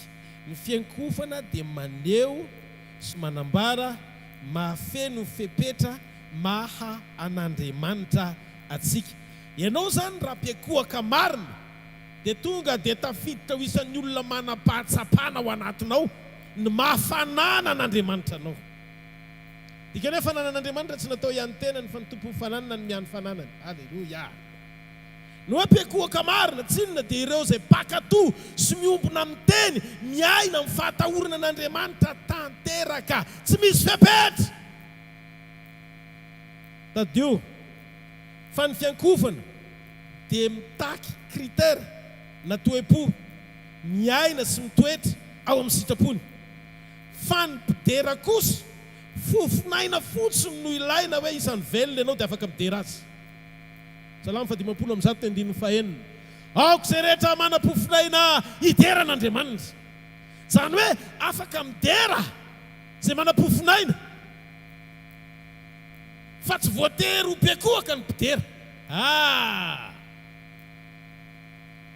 Vao manam-pofinaina dia afaka midera, fa ny peko-ohaka mitaky kritera sy toe-po, miaina sy mitoetra amin'ny sitrapon'Andriamanitra ary tsara fiombonana amin'Andriamanitra, pakatoan'Andriamanitra. Ny mpiankohaka dia manome voninahitra an'Andriamanitra mitoetra sy fomba fiainana aloha vao midera an'Andriamanitra. Fa ny mpidera kosa dia tsy voatery manome voninahitra azy amin'ny toetra ny fiainany, fa amin'ny teny fatany dia afaka mandoka an'Andriamanitra izy. Mpandoka an'Andriamanitra amin'ny mpidera, fa mpanome voninahitra an'Andriamanitra amin'ny peko-ohaka amin'ny fiderana. Satria ny voninahitra ao an'Andriamanitra voalohany tsy amin'ny teny alohan'ny vavany fa amin'ny fiainany sy ny fitondran-tenany. Tena misy mirefitsefitra tsara mihitsy, mba misy retour zany. Alléluia. Alléluia. Inona ary ny tsy ampy ao am-piangonana amin'izao andro farany izao? Indray paster tontolo fa. Alléluia. Tenenina akaiky no zavatra tsy ampy ao am-piangonana hoe amin'izao andro farany izao. Enoy, possible ianao mpidera fa tsy peko-ohaka marina. Kanefa impossible ianao peko-ohaka marina kanefa tsy mpidera. Averiko. Azo atao ny midera fa tsy peko-ohaka marina. Fa tsy possible. No hoe peko-ohaka marina ianao kanefa tsy mpidera. Ny mampalahelo amin'izao ny faran'izao dia zao hoe mety tsy hita ny mpiakohaka marina ao am-piangonana fa mitombo ny mpidera ao am-piangonana. Fiainana ny fiderana rehefa mpiakohaka marina ianao, fa programa ny fiderana rehefa tsy mpiakohaka marina ianao.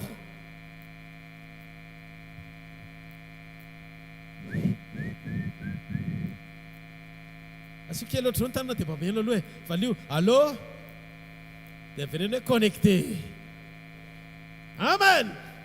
Averiko fiainana ny fiderana rehefa tonga mpiakohaka marina ny fiangonana, fa programa ny fiderana rehefa tsy mpiakohaka marina ny fiangonana.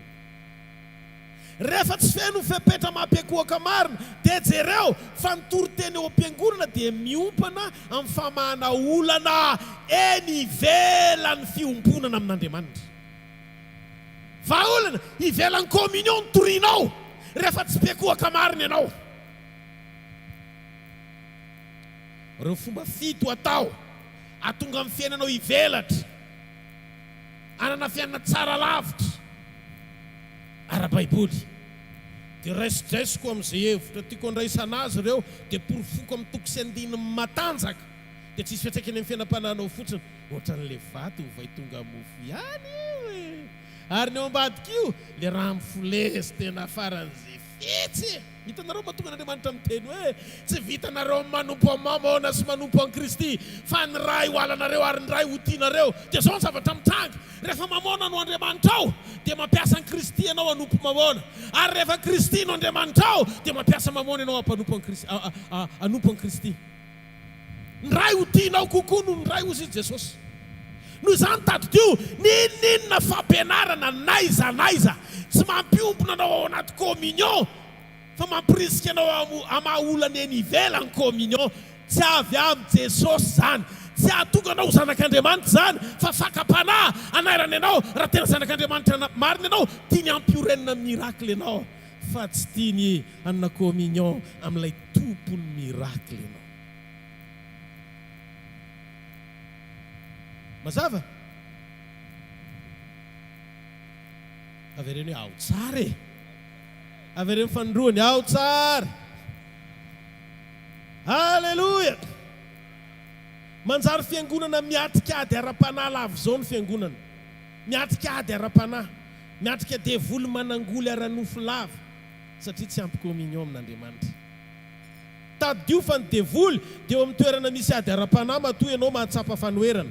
Fa ny devoly tsy tafatoetra eo amin'ny olona tena manana fiombonana tsara amin'Andriamanitra satria rehefa tonga mpiakohaka marina ianao dia ny maso ny fahavalo no ampahitana fa eo Andriamanitra otroniny ianao e.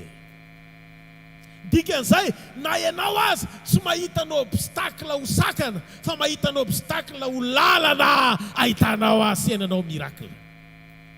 Tsy tafatoetra sy afa-miaina eo amin'ny toerana misy mpiakohaka marina ny devoly. Ny eritreritry ny devoly hoe ao andavaky ny liona ny faran'i Daniel, kanefa tao andavaky ny liona nanomboan'ny tantara no tonga mpanjaka ny mpanjaka. Zany hoe izay fiafarana tiany devoly amarana ny tantaranao no anomboan'Andriamanitra midingana tsy takatry ny saina iarahany aminao.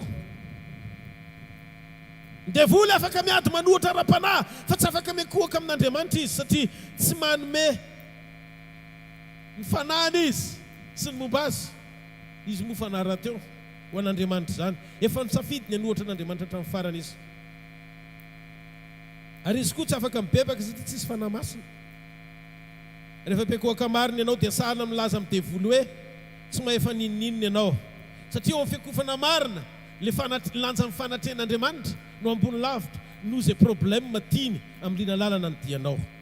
Niady ara-panahy fetsy ny devoly mamitaka tahaka ny anjelo mazava izy vita an'izany. Fa ny fiakofana marina kosa tsy hoe tena atahorany fotsiny fa ny masony mihitsy ny mahita hoe io Andriamanitra dia mitsoaka izy.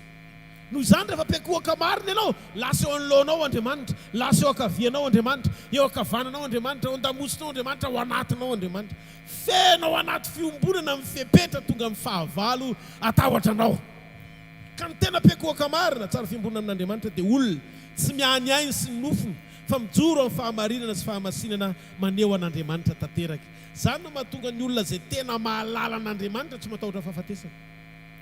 Satria mahatonga anao matahotra maty io ohatran'ny hoe eto ihany ny fanaperana, tsy ampy ny filazantsara ahafahanao miatika ny fatokiana ampinoana anekenao maty martiora ny finoana an'Andriamanitra. Fampianarana io. Raha mbola misy pino zany eto matahotra maty, sara communion izy zany. Raha mandeha profesia hoe ela velona sany mihitsy amena sany mihitsy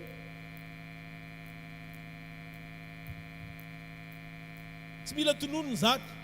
Ao anaty baiboly nisy olona be dia be no miteny hoe tsy maty ianao fa ho velona nambarany asan'Andriamanitra. Ilain'ny olombelona rehetra mijanona elaela eto, mijanona elaela eto fa tsy mijanona eto mandrakizay.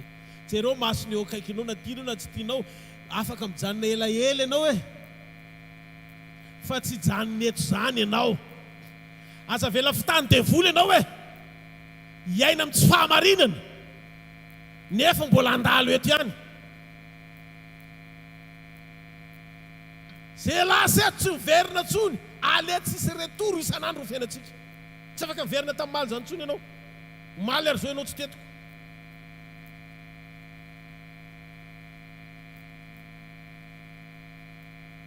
Manaova marina, manaova mety, say no mandrakizay, matahora an'Andriamanitra.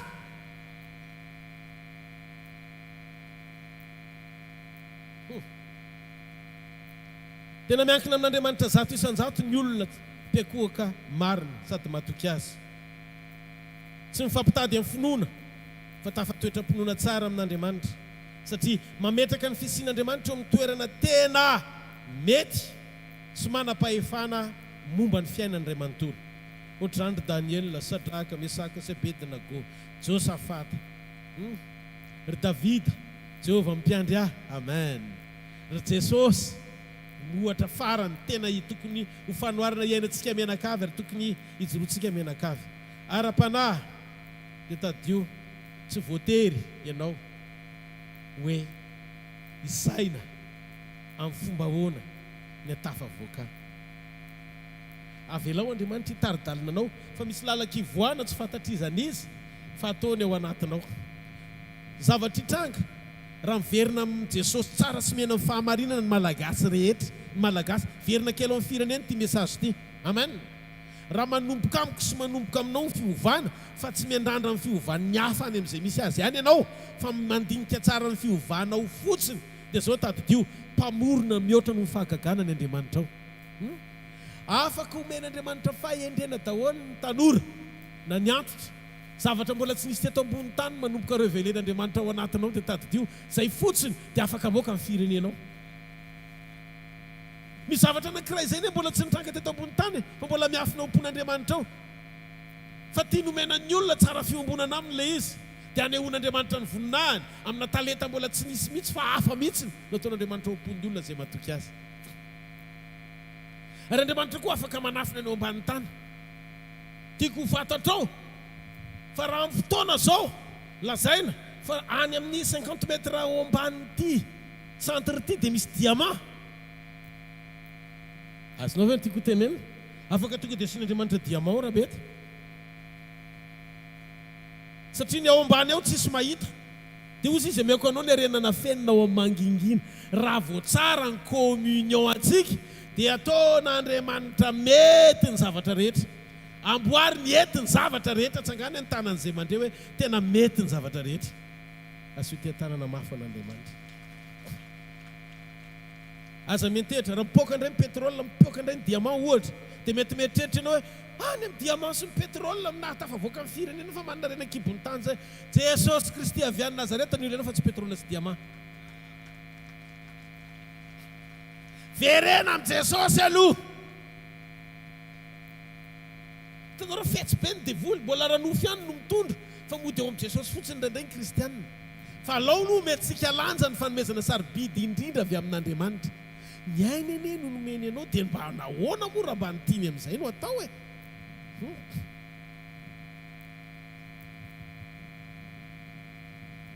Halleluja. Atsangana ny tanan'izay nandray andro any. avy reny hoe mamiko ny teninao Jesosy, tsy maintsy miova mahita ny voninahitra aho aho, miaina amin'ny sitraponao aho, ovay aho Jesosy. Firy ny tena mangetahetan'izany itsangana ny tanany izay mangetahetan'izany mitsanganareo amin'ny toerana misy ianao. Meo voninahitra Andriamanitra ao anatin'ny fanahy mivavaka, makasitraka raiko mpanao ny lanitra sy ny tany, rehefa nafeninao anendry sy ny manatsainy izany fahamarinana izany, fanasehonao ho an'ny zaza madinika kosa.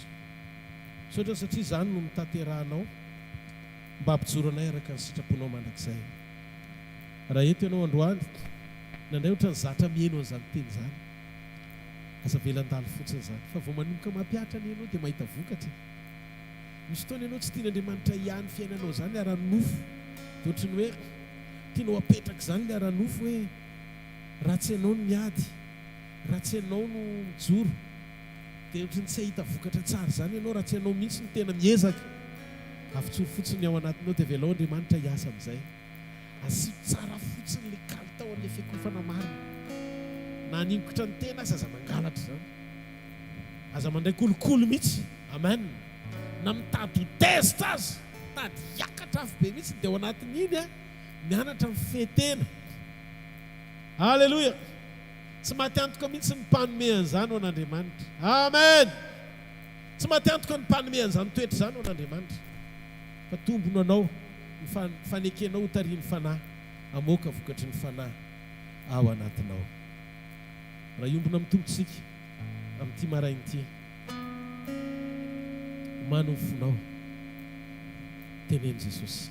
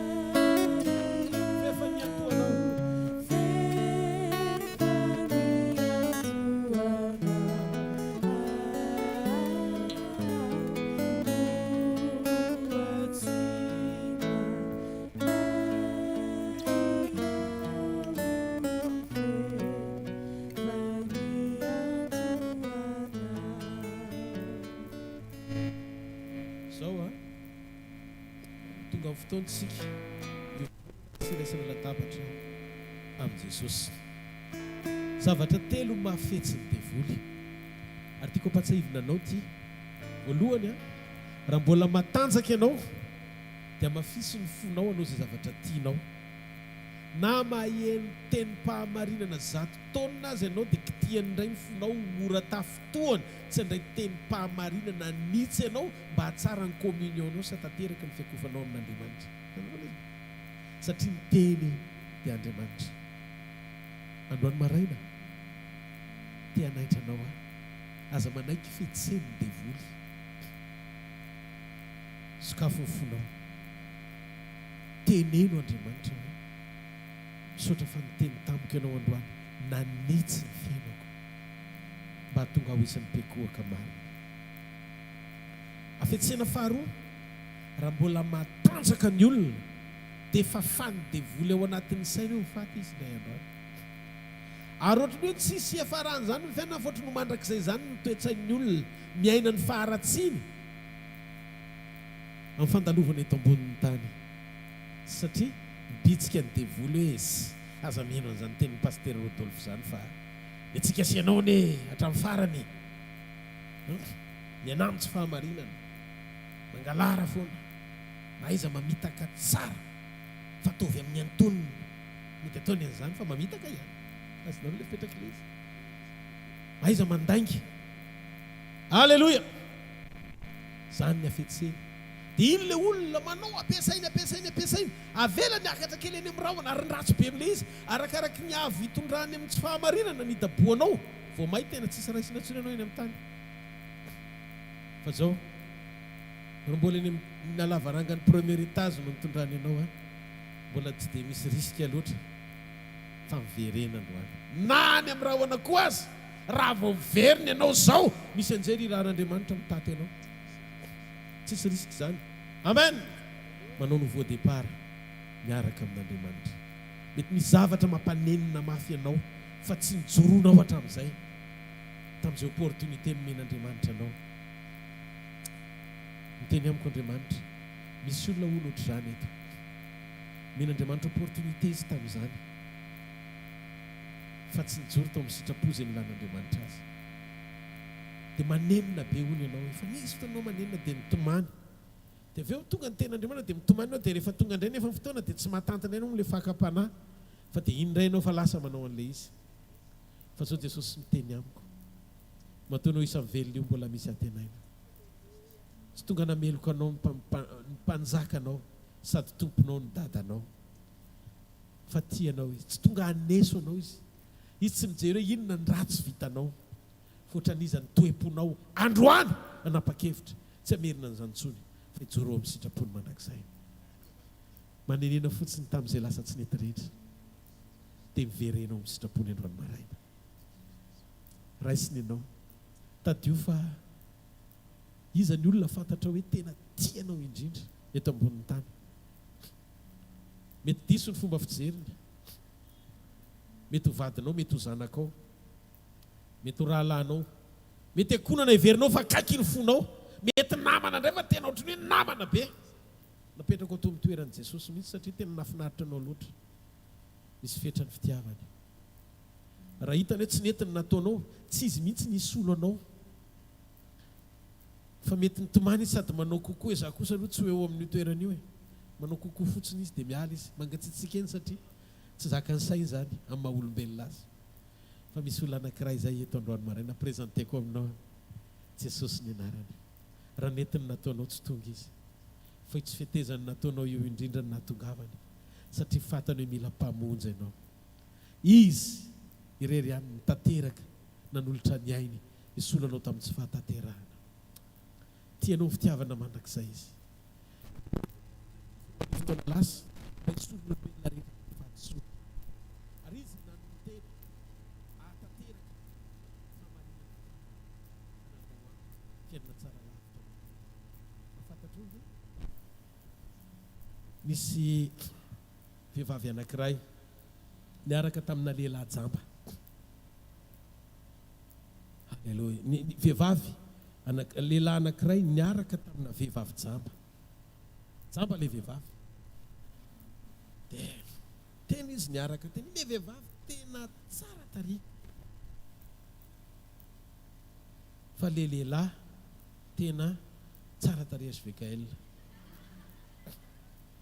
ny olona nataon'Andriamanitra rehetra moa zany tsara daholy fa mba ao anaty tantaram-panoarany ty resaka hozaraiko aminao ty dia zao nataony tamin'le vehivavy tena tiako akindry tena zao na jamba aza karakarainy tsy efa ataoko hoe jamba 5 taona sa 8 taona karakarainy le rangaha foana dia nandeha tany amin'ny dokotera ry zareo dia hoe afaka venao manome maso anankiray soloana mason'le vehivavy anankiray dia mba tonga azy hita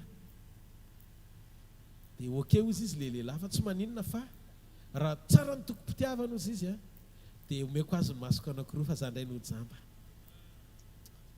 dia nentina tany États-Unis tena tao ny takalomaso tena hiratra amin'izay le vehivavy dia le lehilahy ny jamba fa voajamba le lehilahy tena hiratra mason'le vehivavy dia izy hoe ay ve ohatra izao ianao e tena riny le lehilahy fa ny mason'le lehilahy nijerevany lehilahy hafa nanolona an'le lehilahy zay nikarakara azy mahafantatra ao io le jamba nanolotra ny masony io Jesosy ary ianao le fiangonana netiny daholo ny faratsianao rehetra dia nomeny ianao ny masony mba azahoanao fiainana mandrakizay sy hita fahatsarana ny fiainanao ninonina tombo-pahatsarana anao androany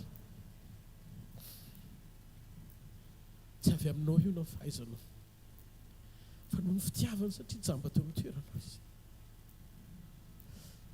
rehefa nahiratra ve ianao dia ataonao tsinitsinina fanolora tenany nanolora ny ainao anao teo amin'ny azo-fijaliana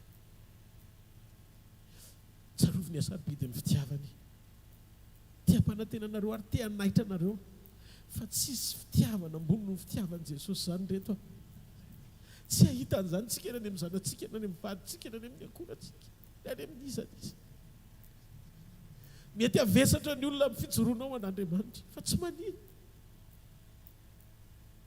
ireto mandra-piavina aza misy atakalo an'i Jesosy zany avereny miaraka amiko zao fafako zao Jesosy mila anao ny fiainako mamindrafo amiko mamelany eloko raha nampalahelo anao no nataoko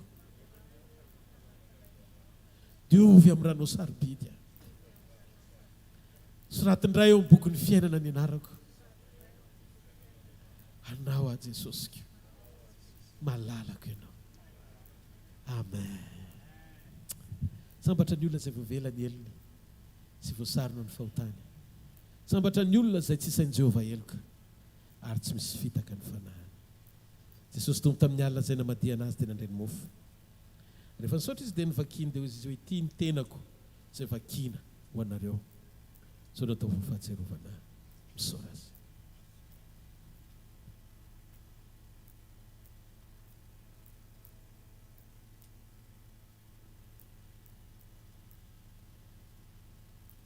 tahaka izany koa ny kapoaka tia ny kapoaka ny fanekena vaovao sady mandrakizay izay natolo no atsika amin'ny endriky ny raha izay nalatsany ho famelana ny fahotantsika ka no vinanao vintsika mihinana mofo sy misotro amin'ny kapoaka dia manambara ny nahafatesan'i Jesosy mandra-piavany misaora azy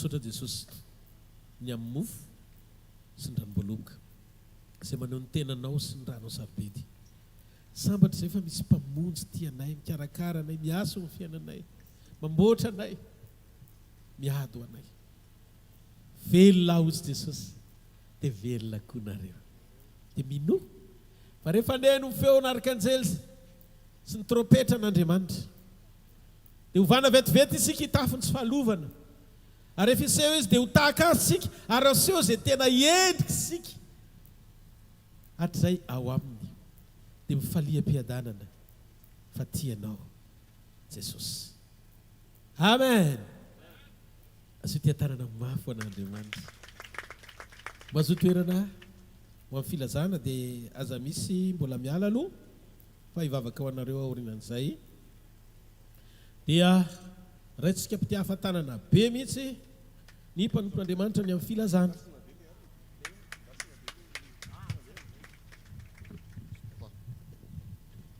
saotra n'Andriamanitra ny amin'ny teny a aina ho antsiraray avy ary afahantsika mitombondray eo amin'ny fiazakazahana sy amin'ny fiomonana amin'Andriamanitra fotoana efa mandeha any a ny fandraisana ny fanatitra izay omponao ampitiavana sy ho an'izay fahafolo-karena sy ho an'izay fahafoizana dia fo feno fitiavana no entina ny lorana ho an'Andriamanitra voninahitra ho azy rerianiny amin'ny fahafahana manatanteraka izany fotoanantsika isaky ny sabotsy dia ohatr'izao eto dia mahatsiaro ohatran'le hoe sanareo mbola tsy nainao an'iny moa le ohatran'ny hoe le trano zany ohatran'ny hoe fa mitsangana le rindrina dia efa misy varavarakely dia hoe mipetra ora fa rehefa mipetraka ao io dia tsy maintsy vita ihany ohatr'izay zantsika izao fa ny antsika fotsiny miaraka amin'i Jesosy miaraka mipetraka tsika mianakavy atsangatsika tsikelikely arak'izay habe ny fitiavantsika tsirairay avy izay apetraky Jesosy ao am-pony tsirairay avy zao centre zao dia voninahitra Andriamanitra irery ihany voninahitra ao an'Andriamanitra ihany koa fa efa miverina ny fotoana ao amin'ny tranom-pokon'olo isaky ny isaky ny zoma hariva na dia atao hoe fotoana ho an'ny tanora ary dia natao ho an'ny voromahery ihany koa fahatany ranao ho tahaka ny vonian'ny voromahery dia manasa antsika ho tonga amin'izay fotoana rehetra misy ka hoe fiaraha-mivavaka dia azatinoina ny fiarahantsika mivavaka ny fiarahantsika midera an'Andriamanitra indrindra ihany koa hoe anaovantsika fampiarana amin'ny hoe tsy tonga fotsiny tsika hoe manam-pofinaina ka hidera fa ho amin'ilay mpiankohoka marina ka ho tonga ho mpidera marina ny fondation zany dia ianao mpiankohoka fondation aloha zany araka ny fampianaran'ny zokibe pasteur zao dia ny fiombonana dia izay miantoka ny fiankofana marina dia izay no hitarafana ny fiderana marina ny fotoanantsika latsinainy talata larobia ao amin'ny Super U Analakely amin'ny 7 hatramin'ny 9 sasany eo mbola ikolokoloantsika sy ifakazarantsika amin'Andriamanitra ao anatin'izay fiombonana sy fametrahana lenta sy fametrahana marina n'izay mampiankohaka marina antsika tsara avy izay le zany tsy vita mety hoe voaray ny fahalalana hoe mpiankohaka marina fa ny fitazomana azy sy ny tahirizana azy sy ny hitandremana azy dia amin'ny fotoana rehetra zay afahantsika makeo amin'ny fanatrehan'Andriamanitra mandray ny teny manondraka ny tenantsika mba ho levina mamono ny tenantsika ny tena marina dia manondraka ny fiainam-panahintsika mba ho velona amin'Andriamanitra dia ny fotoana alakamisy eny amin'ny Shalom eny Antanimena eo ampitan'ny Saint François Xavier aty ambadika aty amin'ny eo akaikin'le pilôna be io le izy voninahitra ao an'Andriamanitra fa tamin'ny nakao farany mbola nisy lakozia le izy dia mbola fisakafoanana rehefa noana dia tonga ao dia mikomandy dia misakafo fa tamin'ny nandehanako tao tamin'ny lakamisy zay nisorona le lakozia dia lasa ohatran'ny hoe fampisakafoanana ny fanahy fanomezan-danja ny fanahy ary fampienahana ny fahatsapany nofo raha ohatra ka tamin'ny voalohany fanomezan-danja ny fahavokisana ny nofo na dia teo ihany ary le hoe shalom fa ty zany bebe koa fanomezana lanja bebe kokoa famokisana ny fanahy fa fampienahana ny fahatsapany nofo dia izay tokoa le izy dia manasa antsika ao amin'ny tamimena rehefa isaka ny alakamisy ataontsika hitsangana dia anolotra mpitiavana amin'ny kitsopo amin'ny fahatsapantsika fa raha tsy teo Andriamanitra tsy afaka nahatanteraka an'izay izy ny nahavory nahafahantsika nahavory arena ka mbola namerina an'izany ho azo voninahiny mankasitraka anao zay Andriamanitra rainay tompon'ny aina tompon'ny zavatra rehetra manana ny fihevitra manana ny planina izay mampeto antsiraray avy mankasitraka ny amin'ny fahafahanay voalohany tonga eto amin'ity toeranyity mba hahafahanay mifanena amin'ny teny sy fahamarinana ary fanambarana avy aminao fa sarobidy tokoa akoatra ny fiombonana aminao mampiankohoka marina anay ary hahafahanay tokoa maneho fiderana akasitrahanao tehirizony tsiraray avy Andriamanitra mba ho teny ho voatahiry ho teny tafatoetra ary indrindra ho fanasy fiainana ho antsiraray avy ny fanambarana sy ny teny avy aminao misaotra ny amin'ny fahafahanay ihany koa mbola mamafy atany tsara ao aminao zany avy aminao no afahanay mbola manatanteraka zany ka inao nomendrika ao miamboninahitra mandrakizay raha isiakasitrao tompo izany voninahitry ny anaranao rery any dia raha nay mandrakizay ny anaranao amin'ny anaran Jesosy amen. Tiaka mafipetsika eo an'Andriamanitra andrasana ay pasteur.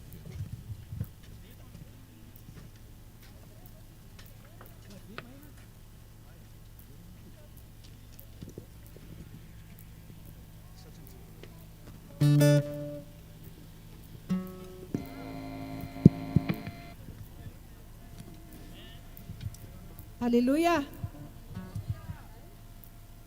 Dora dia nan'Andriamanitra mpiakoaka mariny tonga dia pratique. Amen. Alléluia. Misaotra ny Jehovah lalandava ambavako mandrakariva ny fiderana azy. Alléluia. Andao iteakintsika indrasantsika indreo mpitendry ho vony anatin'izany. Miraintsika tokoa satria lehibe ny fitiavan'i Jehovah antsika. An'Andriamanitra tena mihevitra tsiraray avy tokoa izy.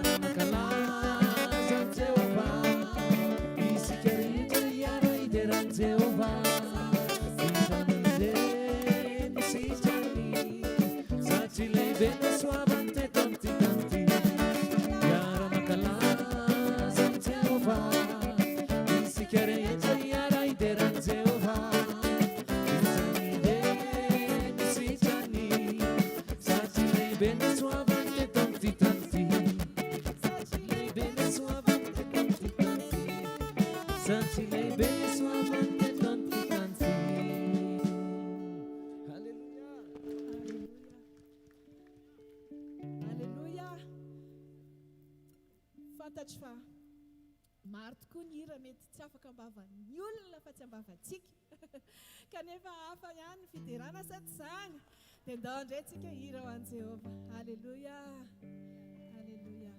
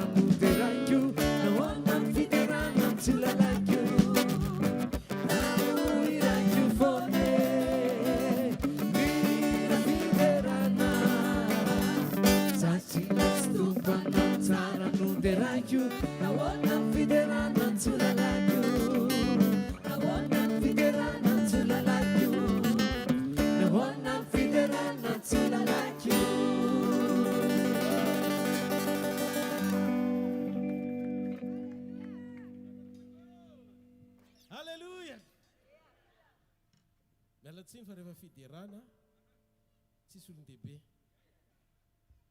Rehefa fiderana Andriamanitra no miamboninahitra. Amen. Ary raha voapekoaka marina hoa tsy possible ianao tsy hidery zany satria tsapanao hoe eo anatria amin'ny mpanjaka no andihizana.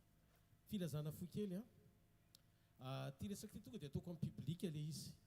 En public mbola tsy nisy olona hoe ny rahako hoe nangatabola na nanao zavatra ohatr' izany na taman'olona na iza tena miangavy aminareo raha misy manao ohatr' izany, raha misy zany engany mba tsisy tonga dia ataoko amin'ny public le izy dia mba hatsoy aho hoe tena avy amiko ve le olona sa tsy avy amiko fa victime man'izany be dia be teo amin'ny fiainako.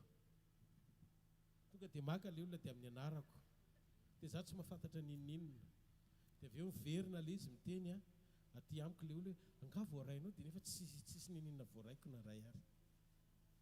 Mihainao avy nareo sa tsy mihaino? Atsoy aloha mba halalako hoe tena nisy zay zavatra izay na tsy nisy zay. Mety zay atsangany hoe tanan'izay mandre an'izany teny zany dia hafa mafy be ho an'Andriamanitra. Alleluia. Sady tsy fanaotsiny zany tsika mampianatra eto mba tsy hisy zany zavatra zany satria io zavatra io mahatonga pino tena miemotra io resaka vola sy fisampisamborana antara samy pino raha ohatra ka azo atao dia aza ampidirina mihitsiny amin'ny resaka fivavahana ny resaka ohatr' izany fa manjary lasa manimba fikambanana. Sanatria mivavaladiny lela raha voateny ratsy ahako dia ny azo vekaelona ny voateny ratsy nefa tsy nisy le izy. Dia par rapport ny zavatra ampianarintsika dia andaontsika tena andeha amin'ny fahendrena ampitiavana tsara samy hotahin'Andriamanitra. Ataoko safy be mantsina tsy hainao le olona akory fa ataoko safy be mantsina le izy mba hahalalan'ny tsirairay avy hoe efa niteny an'izay pasteur Rodolphe. Dia rehefa ohatra ianao ka mananona dia le pasteur Rodolphe sady tsy misaotra ny tsy mandeha mananona tsy dia nefa zary tsy courant ninninona akory dia azonareo ve le zavatra tiako tenenina? Atsangany an-tanan'izay mandrean'izany zavatra teneniko izany. Avy izy eo foana raha misy zavatra ohatr' izany dia zay na vao manao aky dia atsovy mihitsy aloha satria me manomboka misimisy le izy dia sahirana kely aho anaty. Tsy mampanina fa malaelo an'le olona ny ahy malaelo an'le olona ahako fa le asa fanompona voateny ratsy tsy tiako. Tahiny Jesosy nareo afafany amin'ny lanitra ary ny tanynao dia misoran'Andriamanitra ny fonao manontolo. Dia akasitraka anao zay raiko mpanao ny lanitra sy ny tany. Andriamanitra mendrika eo amin'ny fiderana ianao.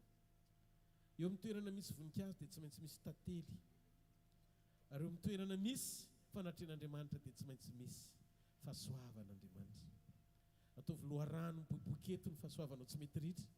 Ifandraisan'ny olona tsirairay avy amin'ny fahatsaranao, amin'ny fanasitranana avy aminao, amin'ny fanafahana avy aminao, amin'ny kasika avy aminao. Fantatro fa vitanao mikasika fiainan'olona androany maraina amin'ny fanasitrana anazy amin'izay zavatra rehetra ilan'ny tananao ndretony zanakao mivory eto Andriamanitra tanterao araka ny sitraponao sitran'ny aretina rehetra esorony rofo rehetra ongoty zay tsy nambolenao rehetra dia ao ka atsapa-tena fiadanana fitsaharana fahasambarana fahatsarana ny tsirairay avy isa-tokantrano ty weekend ty dia weekend amanginao ny fiaina mpiankonana isa-tokantrano dia olohany an-trano zareo fa tsy ho rambony ambony fa tsy ho ambany ary manatena Andriamanitra fa ianao hiaraka amin'ny mandrakariva amany olany hikarakara amin'ny fiainany andamina ny tokantranony ampijoro sy hitahiry ny fiainam-panany isa-tokantrano ary indrindraindrindra anaisotra amin'ny fomba mahagaga ny rofo sy ny aretina rehetra tsy anakety tsy anapahefana tsofoko rano ny fanahinao androany maraina hiasa amin'ny fiainany tsirairay avy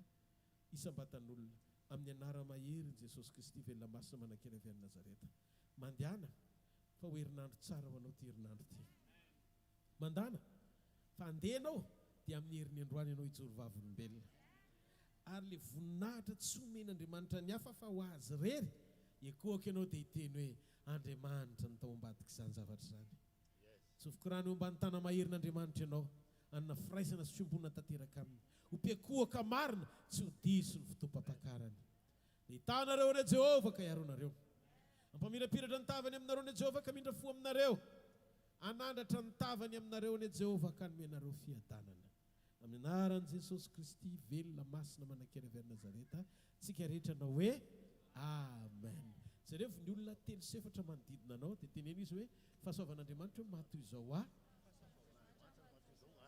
dia fahasoavan'Andriamanitra hoe mato izao anareo faly hoe mifankahita aminareo dia ohatr'izao koa tsika amin'ny fiverenan'i Jesosy hoe maro zany sa tsy maro ne ndao sy tia tanina mafy eo an'Andriamanitra ary alleloia samy io tahiny tompo daholo ialako tsy ny ialako fondro ho amin'ny fandraisana olona rehefa avy eo fa somary mbola manana programa maika kely pasteur zao dia mba tsofo rano ahody kely reto aloha samy io tahin'Andriamanitra any mivavaka ho anareo velomo